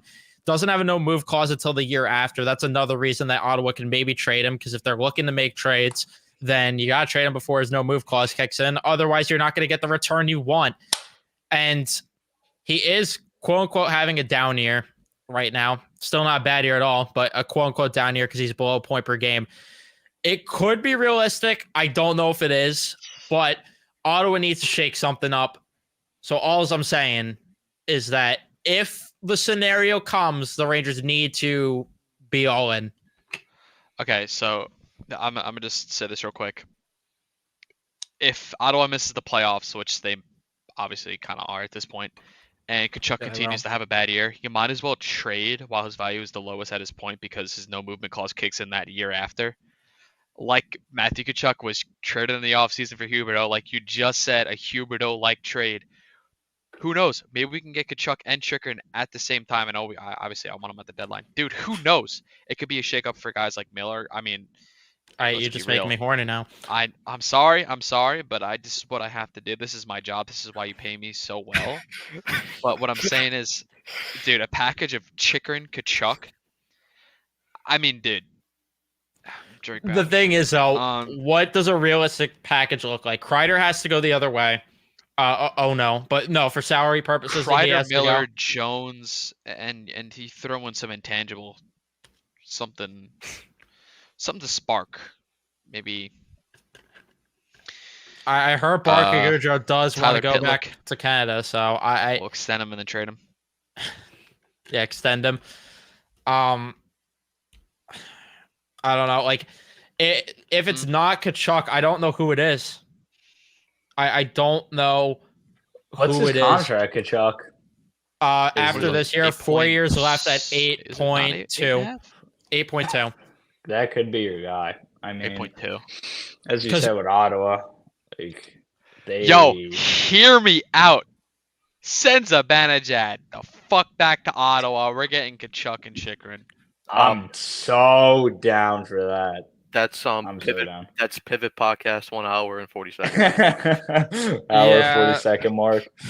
I'm, But I would love that. I'm trying to keep it somewhat realistic, even though it's probably off the rails to even Yeah. think that Brady Kachuk will get traded because of the no move clause for Zibanejad. Though, like, it would probably be Kreider instead. But I'm not complaining. I'm not It complaining honestly if it is. probably would, but But if it's not Kachuk, I was just who trying could to it think be? a franchise mode scenario.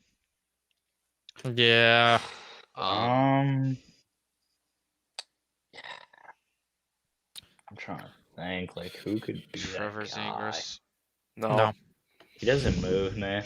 Mm-mm. No, the trick shot boy. No, I'm just we're just not poking for initiating that fun. again. How about Kirill Kaprizov? Nah, no shot. Nah, No. Minnesota's not moving him. It's No. No it's shot. That's yeah, Pivot I Podcast. would Yeah. love that, but Why are they? if he they're was- doing so listen, bad. if he was 38 and on a really bad contract, I would think about it. You know what? then Probably that's different. you Yeah. know what probably isn't the Pivot Podcast. Like, this could actually be very realistic. Not that I'm advocating for the guy, and I'm not saying that he's bad because I was gassing him up earlier in the show. But it's just I don't know if playoff wise he's what the Rangers need because it's more of the same. But Mitch Marner is a guy that I could realistically see Toronto moving on after this year from if things go south again, which I mean they will. It's Toronto. If things go south again, I could really see Marner becoming available at that point because at what Yeah. point do you stop doing the definition of insanity, which is doing the same thing over and over again, expecting a different result? They have to move one of these core four guys. They just locked up Nylander. They just locked up Matthews. Obviously, they wouldn't move those two. Tavares isn't going anywhere on the no move clause. Do they want to cash in on Marner before he walks to UFA? He's making 10.9, so it might be a little expensive. Kreider would definitely go the other way in that. And they'd have to probably, I mean, Lindgren's definitely not coming back then at that point. Yeah. I don't know if it's what they need. I don't think it's what the Rangers need. He is a right winger, which would help, but I just think playoff time, I worry about a guy Yeah, like Marner. I don't like the balance. Yeah, like we like Brady Yeah. Kachuk. Like you need a breathe. Like guys like Kachuk. Yeah. Like He's not afraid to fit take that that next bill. step and blow somebody up and then score. He just did it the other night. Am I not wrong? I Like- like Marner a lot, but Yeah, like it's Brady just more of the Kachuk is same. more of a guy that he hasn't. I don't think he's hit the 100 point mark. I seriously think if he came here playing next to Panarin and Trocheck, I think like that would get him to be Oh my god, that line a would be 100 point electric. player. That would get him to be a 100 point player. Then Lafreniere could actually maybe drive a line for once. I mean, he needs to start finishing his chances, but you play him back on his natural wing, which maybe would help him out a bit. Play him next to Zibanejad since he would still be here, and then you'd have to fill the void at right wing there. But I Jimmy mean, Vesey. I think if going into next year, this is a way to trade Kreider.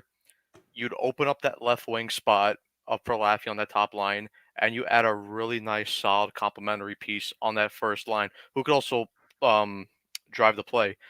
And he plays in Vancouver right now, and Rick Tocchet is most certainly not the biggest fan of him. Andrei Kuzmenko. Oh my god, I- dude. I'm He split moves on me. the Kuzmenko thing. I'm split on it. I think he would be a guy to get, but it's not the guy. I truly think they need the guy, but like he would be. What's his contract looking like right now? He's Didn't he just get like a 2-year, five? He, I was gonna something? say, two, yeah. 2 years, 5.5. I want Jake freaking Gensel, man. Yeah, That's but I'm what not I trying to want. talk with Pivot the Penguins. podcast. Yeah, Yeah. Pivot podcast. I I'd be on board with Kuzmenko for one of the right wing spots. They need a difference maker though up front. They really need a difference making right winger because it's not going to happen at center unless the plan potentially going forward, if Drury's is thinking this, I don't know if he is, probably not, but because I'm just a delusional fan, but unless he sees a world where Trocheck or Mika move to the wing and he gets a legitimate 1C, who would that be? I don't know, but it could be. All I'm saying is that it would open up the possibility a lot more for a difference maker to come in because they need, like, realistically, they need a difference making center, not a winger. They already have a guy that could be a difference making winger. They need a difference making center. Yeah, that's why I wish Drury never gave Mika that no movement clause on his contract because I mean you look at the you look at every cup winner and their 1C is their driving force in terms of goal scoring, points, assists. I mean, look, Vegas, Eichel, Colorado, McKinnon, Tampa, Stamkos, or Point. With the Blues, Ryan O'Reilly. With the Caps, Nick Backstrom. Then you got the Pens. You got Crosby and Malkin. You need a guy who's just gonna Taves. Taves. Yep. You need a guy that's just gonna take over games. And you look at Mika's manager right now. I mean, he can't even take over games against San Jose Sharks. So I mean, you expect me to believe come playoff time he's gonna do it? No. That's the only other thing that's, yeah, I they need to get another center, but I just don't know. I don't know realistically what difference maker would be available. That's the issue. Like, we talk about them needing a difference maker. No one's really available. And the no move clause should have just been the $8.5 million. Like, I don't know why they had to give him a physical no move clause there. Seriously. Like, 8.5 is already enough, but the only guy, like, those are the only two guys I could think of that are potentially available this offseason is Marner and Kachuk. To get back to the main point of, like, who could be difference makers available. Outside of that, I don't know. I don't know if there's anyone else unless like I was maybe gonna say if Buffalo is gonna end up just tearing things down yet again because nothing seems to be working there either, and maybe you get Tage Thompson, you pry him away. I don't think Buffalo's tearing it down because I think at forward they're fine. It's just their decor, and I think that they can fix it because I mean you already got two solid pieces in terms of Owen Power and Rasmus Dahlin.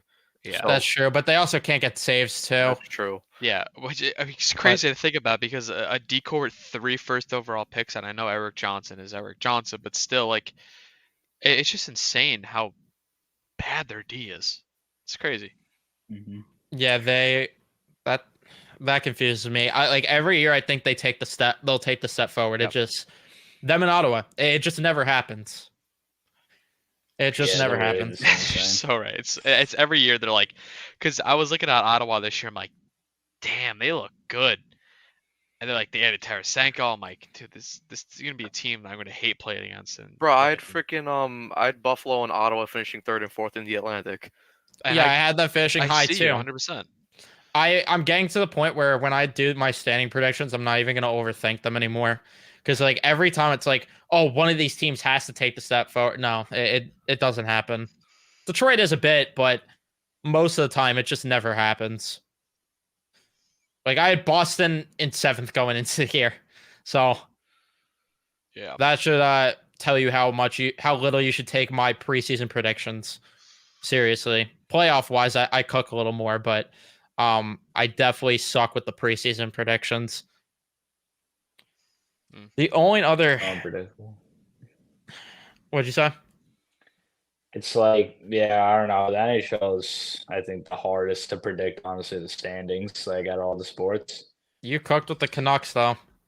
Canucks, yeah. I don't know. cooked Besides that, we'd have to look back. We did a podcast on that, right?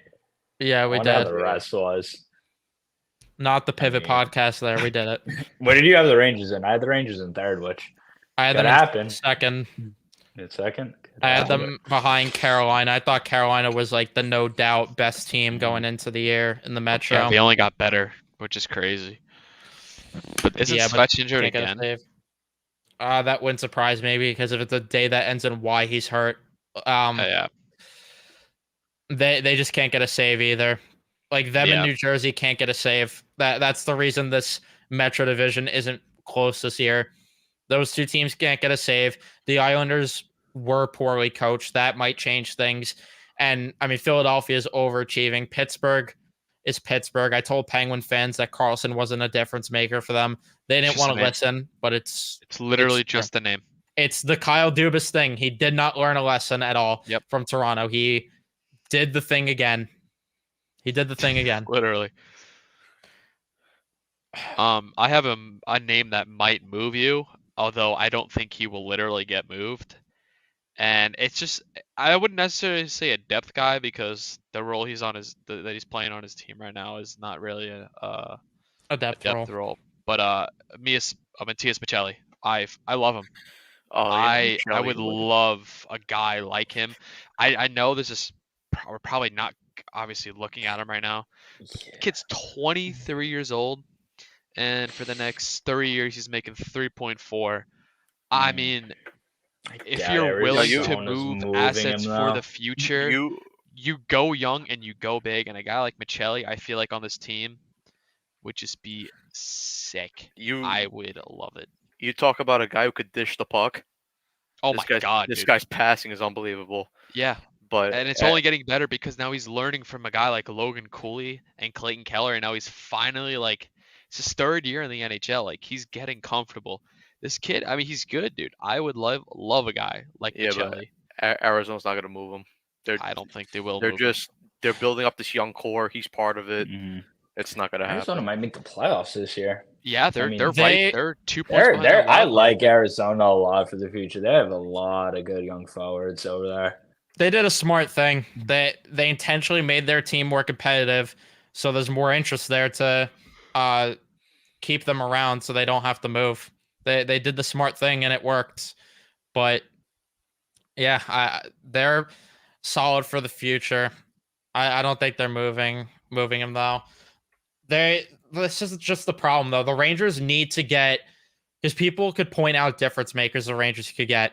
They need to get somebody that's going to make them younger. They need more youth in the lineup, more guys that are entering their prime. Because where they realistically, though, we're talking about this, and the Rangers are just going to throw the bag at Steven Stamkos this offseason. They'll move Kreider and throw the bag at Stamkos. That will be the Rangers' thing to do. And I'm not saying that Stamkos is terrible, but like, come on. Like they need a guy that's going to be more in his prime. They need a guy that has more of an edge to their game. They need speed in the lineup, and Yeah. Give us longevity, man. Like we don't want this window to close in like friggin' 2 years, like it feels like it is. Like you got to get younger. It's simple as that. Like this team was the youngest team in the league 4 years ago, and now they're one on the older side. So, I mean, how quick things change here.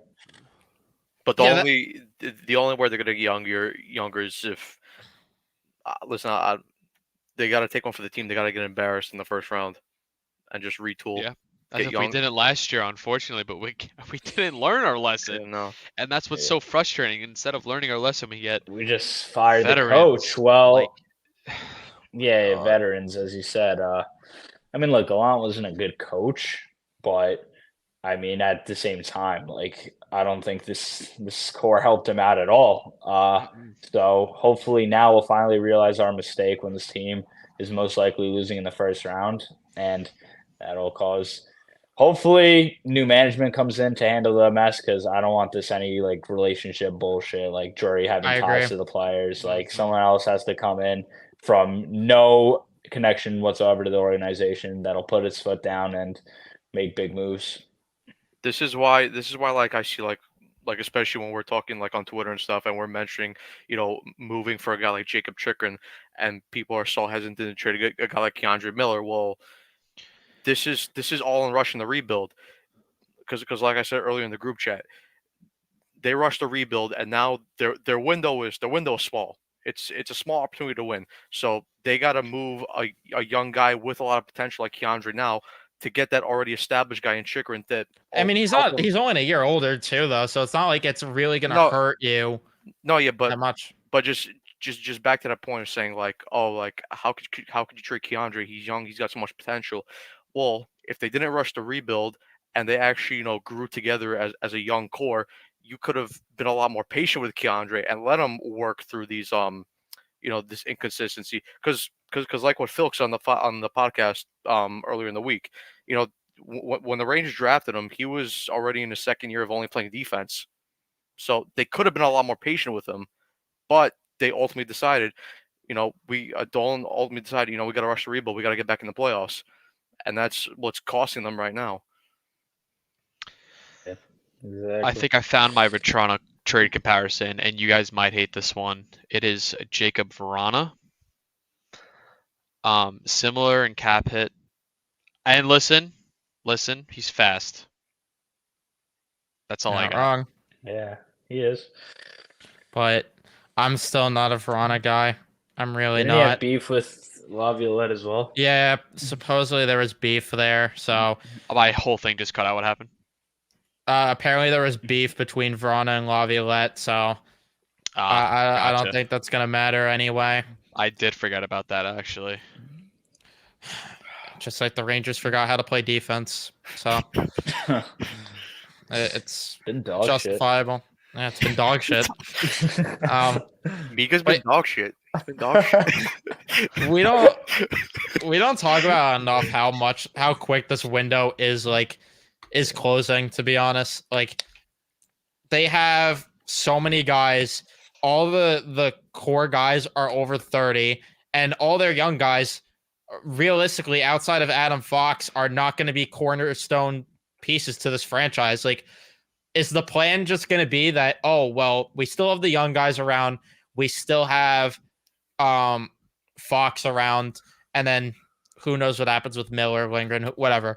But you have these young guys around, and then they're just going to plug and play with free agency there. It's like they're trying to do a hybrid right now of a rebuild and contending, where they just can't pick. That's what we've been talking about nonstop, where they want to give these older guys a shot at a cup, but it's probably not going to happen.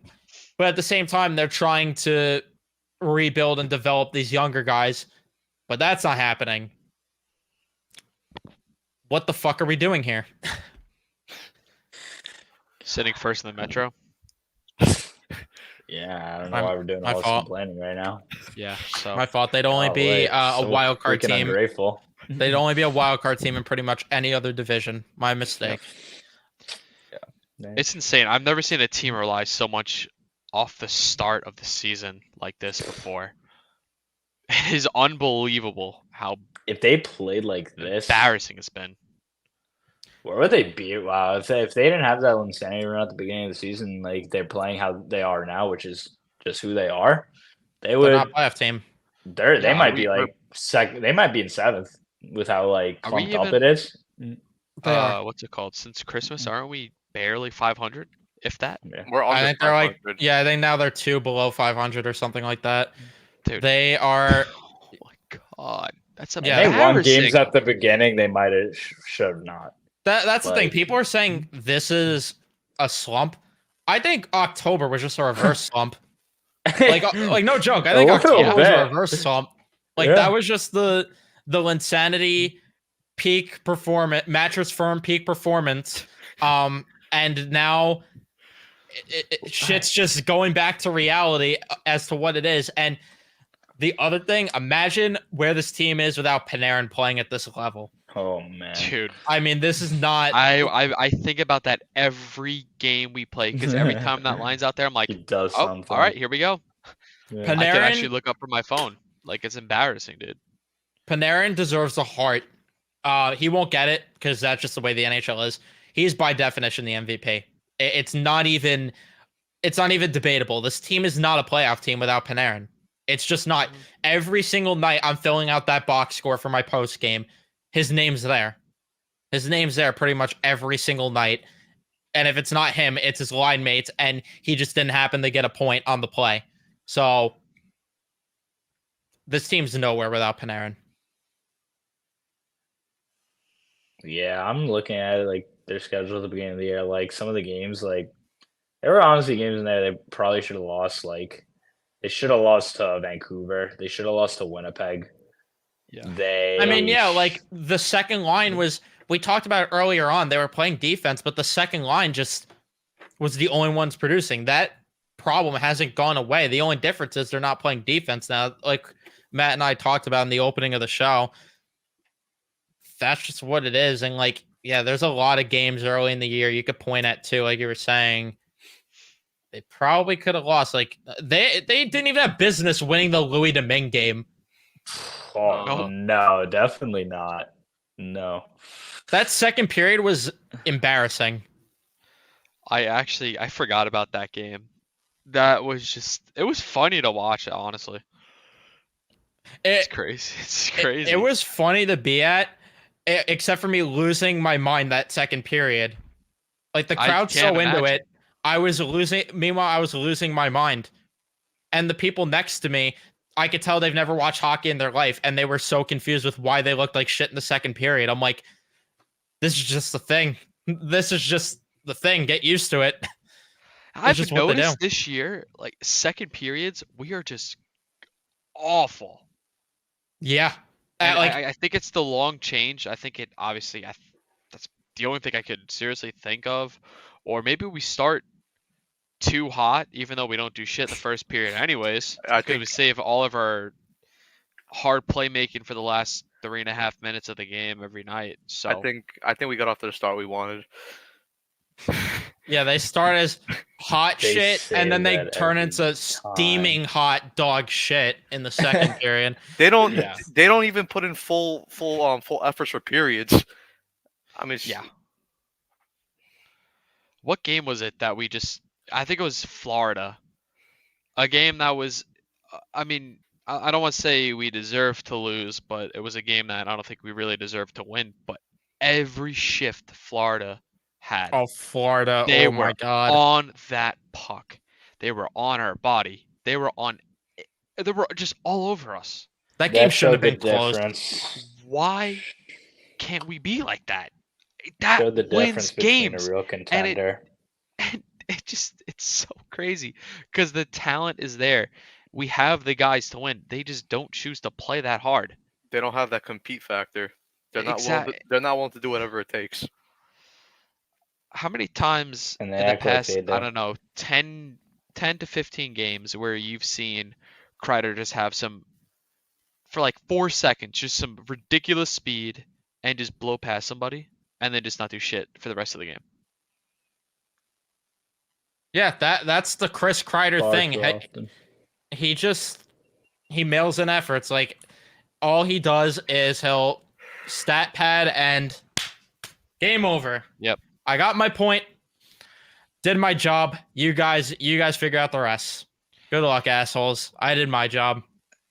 There was this play, me and Nick were watching the game, and he went between his own legs and stick lifted the defenseman and like puck protected at the same time. And I was just like, where is that Chris Kreider every night? Instead of he's just skating in, stopping at the blue line and dumping it in, and then waiting for an imaginary winger to chase at that point, because we all know Zibanejad's not going to, and they have 48 wingers since Buchnevich or whatever.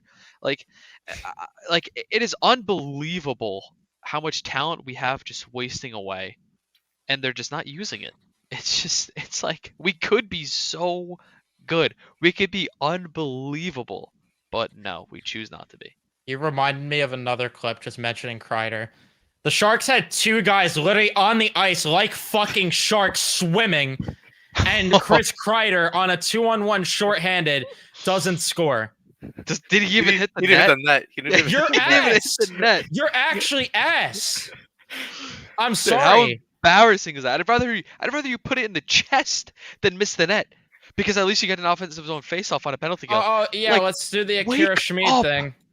Or the one on the penalty kill where he just got the puck and he decided to just throw the puck right up the ice to a guy in San Jose. Yeah, that Washington game. Oh my god, the one at the Garden. I was at that game. I went with my dad, and he's just like, "Is Kreider hurt?" I'm like, "No, this is just him. This is just him. He's not. This is what he does. He takes nights off, and he'll stat pad. That's just what he does. He has to be one of the. He has to be the worst 50 goal scorer I've ever seen in my life. Like, no exaggeration. He has to be. Jonathan Chichu.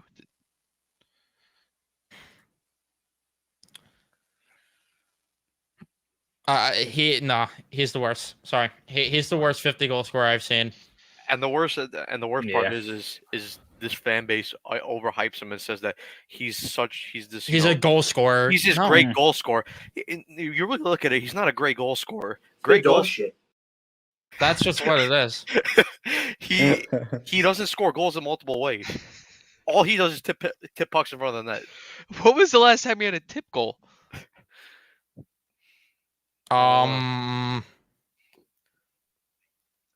Exactly. I mean, a Chris Paul moment, I'm sure too. I'm I mean- sure as well, but like, I mean, technically, against the Ducks, he batted the puck out of midair. So, I guess Matt, you could. please. Guess you could. Hey, listen, Listen, it was pretty impressive, but at the same time, like, when was the last time we had a power play? It's been dog shit. Exactly, he Like- has been. No, but seriously, like, what? Like, he doesn't use it anymore. It's like Zibanejad on the power play. He has that one time where he doesn't use it. Kreider doesn't use his tips anymore. I just don't get it. The two things Doesn't use his those tips. guys have. No, his tip is just not there. It's just it doesn't. Non-existent. It's not in effect. It's just Just too It's soft of a game with self-emphasized. that tip. Too yeah. soft of a game with that tip. Yep. Plays a He soft doesn't. game. I was gonna say he doesn't play hard enough, and it just it shows. It No, it shows in doesn't. the stats, Yeah, his softness shows. which I'm surprised his time on ice is still that heavy. You know what I'm saying? Can't be surprised. You kidding? The leashes these guys have are fucking crazy. I thought Laviola would put them in check. I'm a little disappointed in him with that. Yeah, I'm disappointed too that there's no accountability. And this, I could just throw this up here for that one. That they're not changing the lines. They're not. YNTAH or YKTAH. Yeah, they're not changing the lines. There's no way. And you're right, Nico, that Laviolette needs to hold guys accountable. Someone with a letter needs to sit. There's no one that has a letter right now that should either way. So that's a different problem. But that we know Pivot the podcast there, them stripping guys of their letters. Yeah. I can't believe they stripped fucking Trocheck of his fucking letter.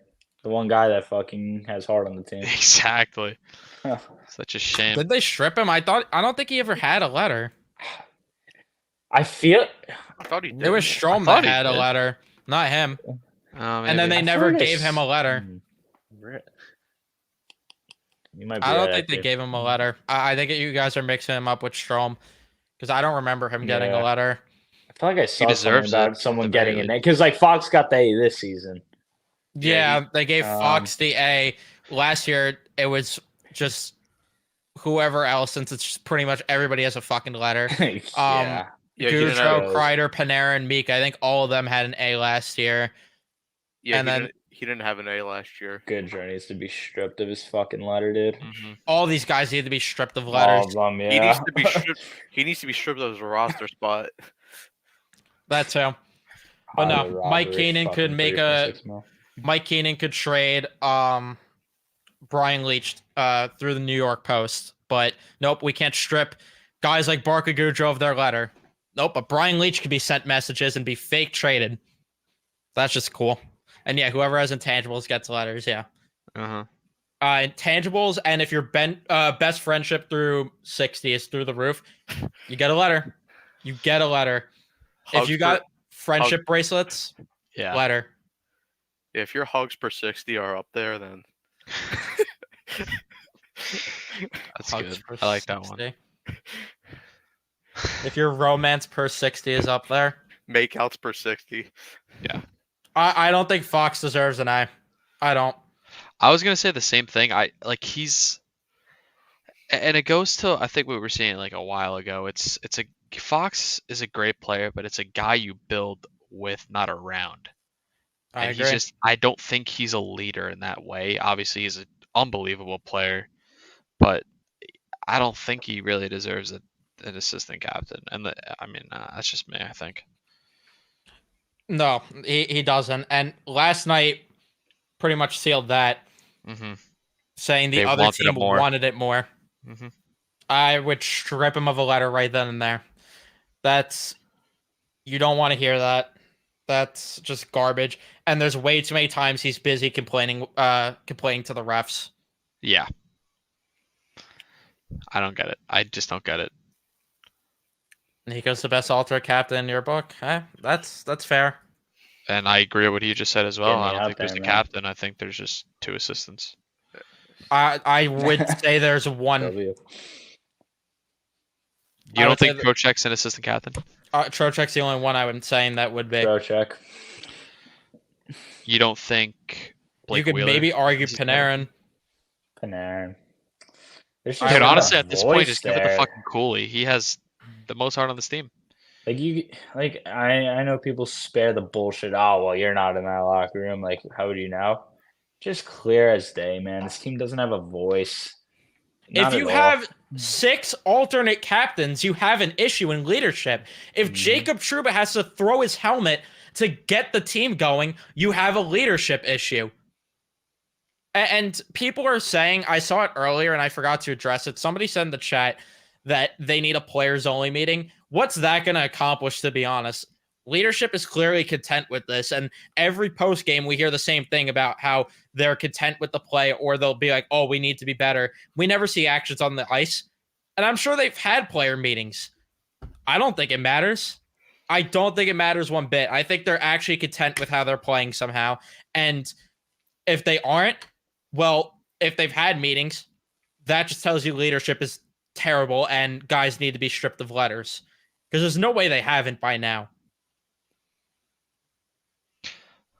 I like what Yeah. Alex just said. Do you think it's worth putting Trocheck with Kreider and Panarin with Mika? Try and create an actual first line. Trocheck and Kreider have played well 5v5 in the past. Yeah, I agree. I mean, there's a certain guy that played next to those two and it worked, but they let him He sucks. just go. He's And, washed. yeah, but Was it that game in Pittsburgh?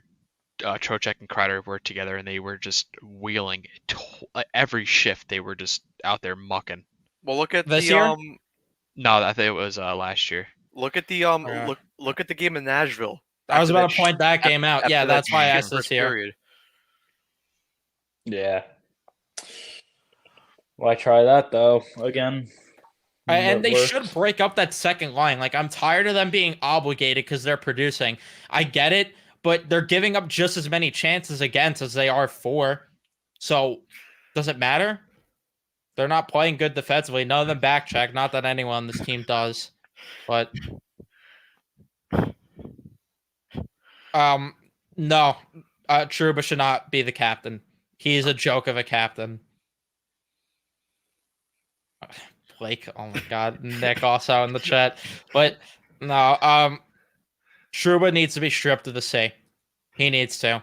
And great, he learned his captaincy ability from Blake Wheeler, guys. He didn't get stripped of the C or anything. So obviously he knows a thing or two about leadership, Jacob Trouba. The dots are just fucking connecting. It's a good Yeah, and I'm point, glad too. that he recruited Blake Wheeler here because that was his boy. Recruiting Blake Wheeler in the big 2024. That Or was it that was, was his 23 boy. technically. that was his boy. Yeah. When we brought his boy over here who fucking sucks and should not be playing hockey anymore. You can't save your kids. It's devastating. I really don't care if the team voted for him as captain. Sorry, I don't care. There's a leadership issue. There is. And just because they voted him for captain doesn't mean he's a good captain. There is no captain.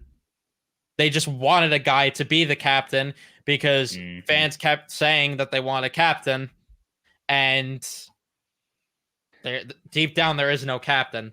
Because I'm not sitting here saying that someone else should be the captain. Then I would say, all right, fine, fair argument. But there's no captain on this team. There isn't.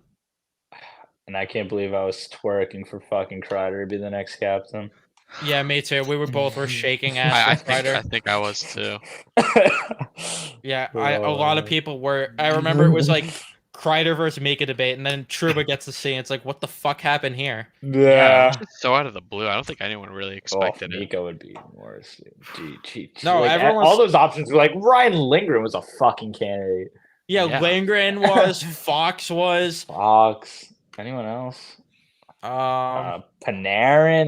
Probably not, but there were a couple people that said I don't know. Panarin. Trocheck's the most fitting for captain right now, and it's not even close. Yeah, and he wasn't here for the vote either. So Mhm. yeah, Rangers went Yeah. from Messier, Yager, Callahan to Trouba. He's the worst captain in history. That downfall needs to be studied. Dude, it's insane. I agree that McDonough was a meh captain also, but I mean, this is Jacob Trouba's a joke of a cap. He's Yeah, a but joke of a honestly, I think captain. McDonough with a broken ankle or whatever it was is probably better than Truba at this point. His Like broken at foot, least he, yeah. at least he played his ass off on one fucking leg. I mean, come on, dude. He plays it hard. You know? That I mean, core- you That's gotta right. give it to him. Jacob Trouba hits people. Yeah. He does do that. Trouba train. Hard And that's another thing too with Trouba. Like this guy waited until Game 7 when they were down 2-0 in the third period to throw a big hit on Timo Meyer. Good leadership, asshole. Good leadership. That's just great. That's great. That's true. gonna accomplish everything. Bit dog shit. Accomplish everything, though, right? And yeah, Leach wasn't a good captain either, but this is a different level of bad. Yeah, but how long was Leach a captain for? It wasn't too long, was it? It wasn't long either. Yeah. Yeah, so it's not like And like did he's they trying to strip turn him around too? a franchise kind of captain. He was I there think- for so many years. I think they took the captaincy off Leach when Messier came back for the second The second time? second go Yeah. around. I believe Yeah. you are correct on that one. Yeah, and that's the thing. Trouba's leadership is like, who cares?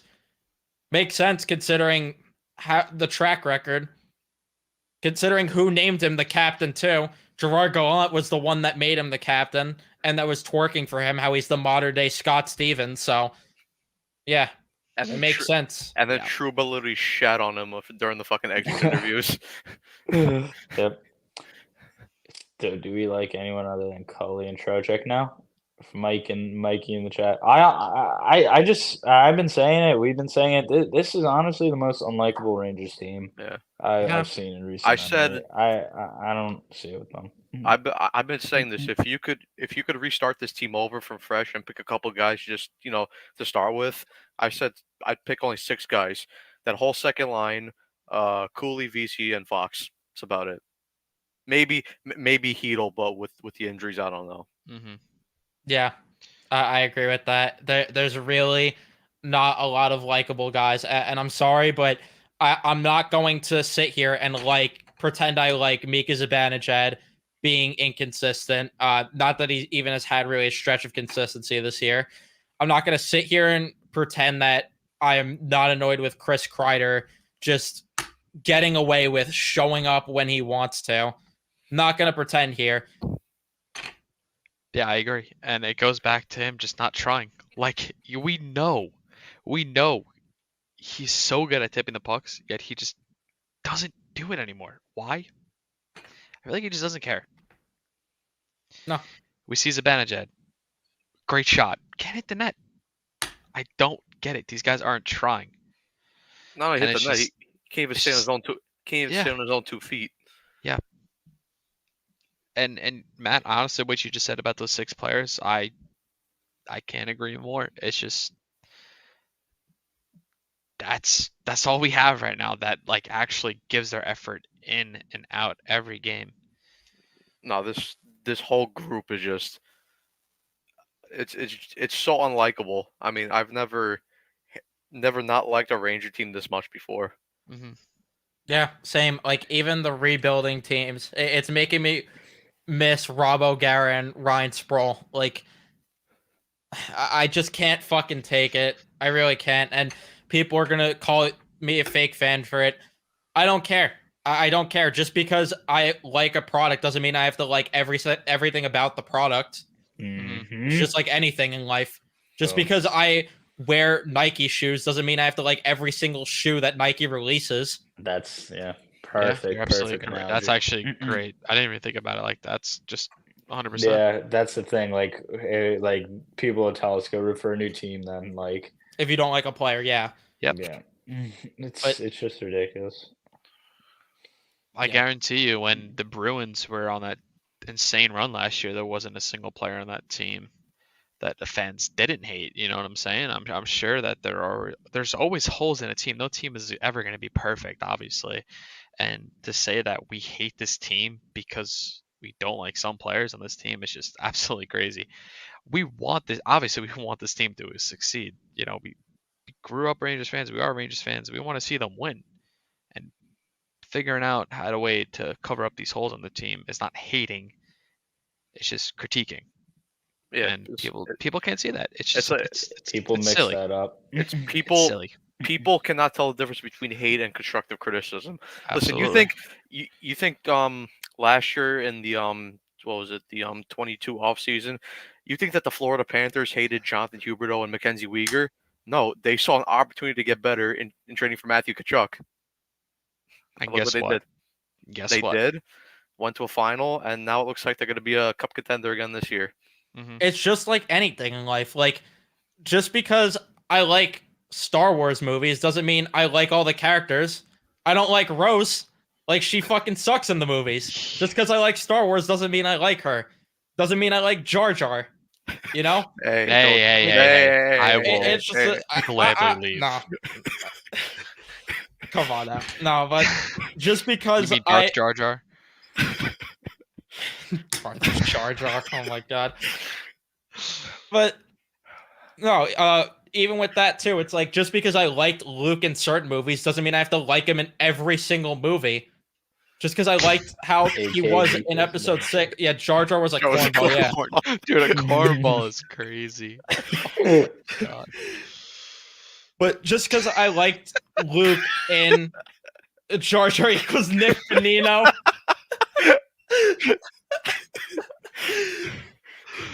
Oh my god, dude.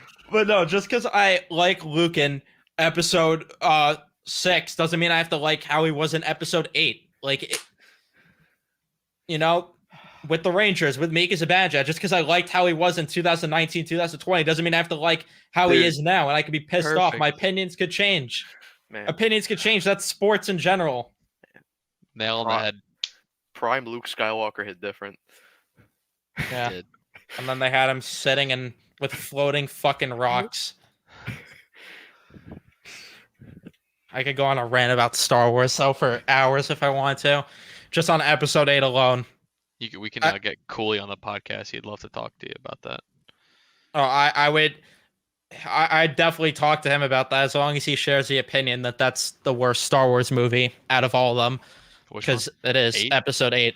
Oh The my Last god. Jedi is the worst. Yeah, it's pretty bad. It's the worst. I know people are gonna say The Rise of Skywalker, but I mean, to be honest, that's two Nah. idiots fighting. Yeah. But I think Hitler versus Stalin, bro. I think episode 8's worse. It was pretty bad. It was just so stupid. Yeah. You have this huge power of a villain. He just dies because of a little flick of the lightsaber. The fucking idiot, bro. It's so stupid. Leia Literally, floating in like- space. Like the next coming of Palpatine, and he just dies right on the spot. Like literally. It's just such a No, joke. when Leia was floating in space, bro, that had me in the theater like this, bro. Like I couldn't. I don't know what they thought they were cooking with that. Like, The bro, shooting stars get outta meme with here. that one. I fucking love that. Such a joke. It is such a joke. Jar Jar might be a better captain than what they have now, honestly, Mm. Robert. Jar Jar might be better than what they have right now. Misa gonna take a slap shot.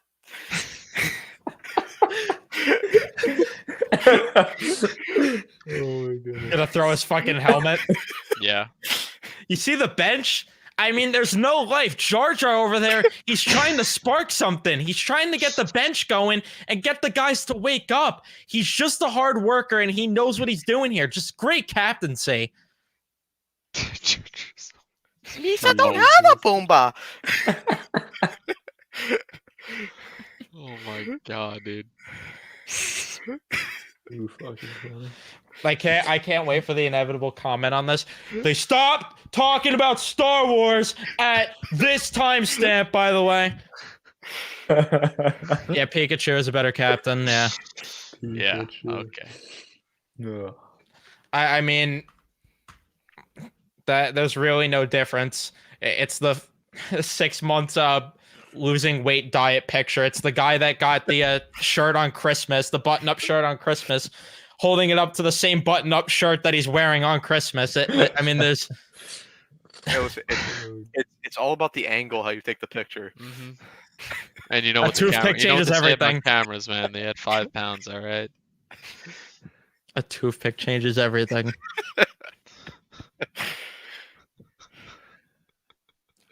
When the broadcast echoed, to be honest, I was not even really listening. I tuned them out at this point. I'm gonna be honest; they annoy the shit out of me at times. Joe especially. No, when, Every team's the hardest working in the league. Every team, Bro, all 31 other when- teams. when Joe started hyping up David Quinn last night, Bro, oh my god, I can't even. Dude, Yeah, he's he just so will good with shake young ass players. For any fucking team in this league, and it's That was not unreal, even actually. close. Dude, he will. Every player is the slice hardest it working up. in the league. Every player. Everyone's a good guy too. Like, Oh yeah. yeah, Carter Hart's gonna come back. Just a great guy, you know. I spoke to him before the game. He's just a great guy. He says that about everyone. When Very the Rangers hardworking make a goalie. mistake, they're unlucky. It's never them making a mistake. They're unlucky. I can't with them. Jar Jar looks like Chris Aw. Kreider. Kind of does, Loki. It's time for a conversation. I could see it. Darth Jar Jar for captain. Respect it. I respect every They're second. gonna, of no, that. they're gonna make Daniel Vogelback's brother the captain. Jonathan Aruz will get the captaincy. Vogelback F minus. I'm telling you. The fact that of all the parts you get on video, the fact that you were recording that's just fucking Oh my funny. dude, don't worry. There's so many good moments I wish I got, but that was a fucking good one. We all We need just to go started- to the men's yeah. home opener to stand behind him. Yeah. Oh my that god, was- I will will- fly out. We will be there. We will be there. We will be there on opening day. Yeah, Should for I like- try to get him on a Mets podcast with us sometime? Yeah, I would pay You you. need to start that dialogue. The only thing that worries me is I will laugh so much. Like I saw him on the Morning Brew podcast, their Mets show. They were doing a good job with controlling their laughter. I wouldn't be able to hold it No. in.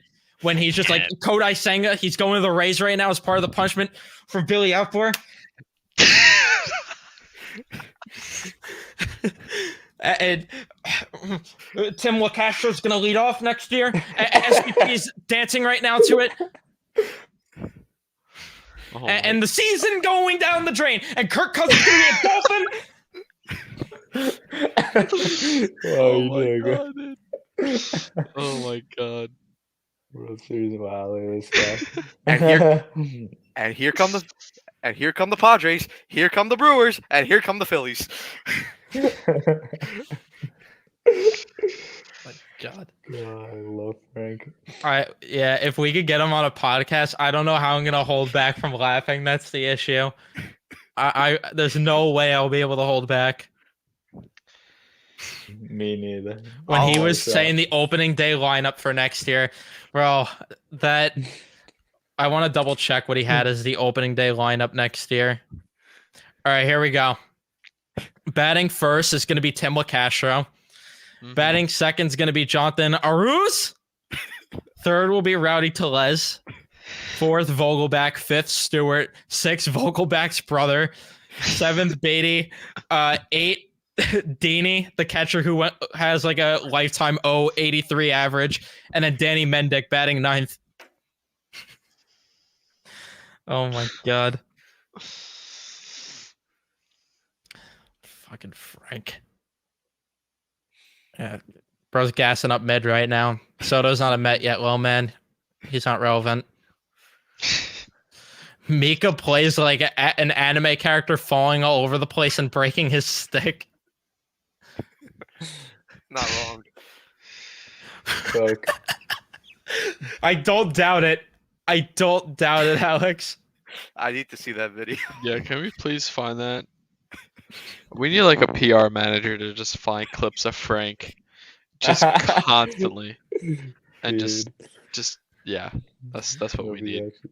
I love replying to his tweets, being like a SVP and blooper are dancing. I want to see what I said earlier. Oh yeah, he said that the Dolphins are gonna lose draft picks, their first round picks for the next all their draft picks for the next 8 years. And I said I'm hearing the Dolphins are losing their first round pick this year because they're getting Kirk Cousins. I saw Tua doing the chop with SVP and blooper because of the firing. Oh my god! I put one time. What was it? Jack Hughes told Tony Romo he's requesting a trade because he wants to play in fabulous Los Angeles. Shows China. I heard Joe Barry is in Miami for a defensive coordinator interview today. Oh my god! I agree, dude. He literally is a cartoon character. It's insane. Frank, He's just not real. He's just not real. did you see what Barstool posted? How much weight he's lost, and SVP replied to it. No. SVP replied, he's just like, I'm doing the chop right now and dancing with Blooper and Buster Olney. I'm very happy for you, Frank. Or We something gotta- like that.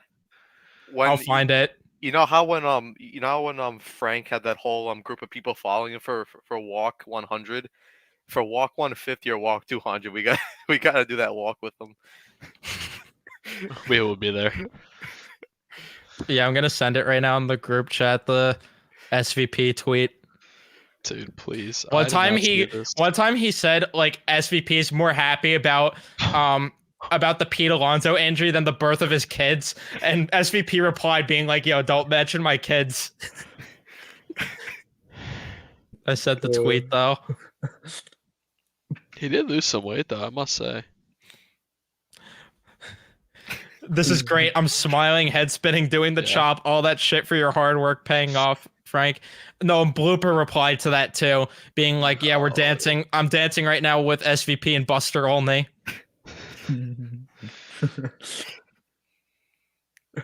Yeah, there it is. SVP, Buster Olney, and Blooper are all smiling and dancing on the dugout seeing this.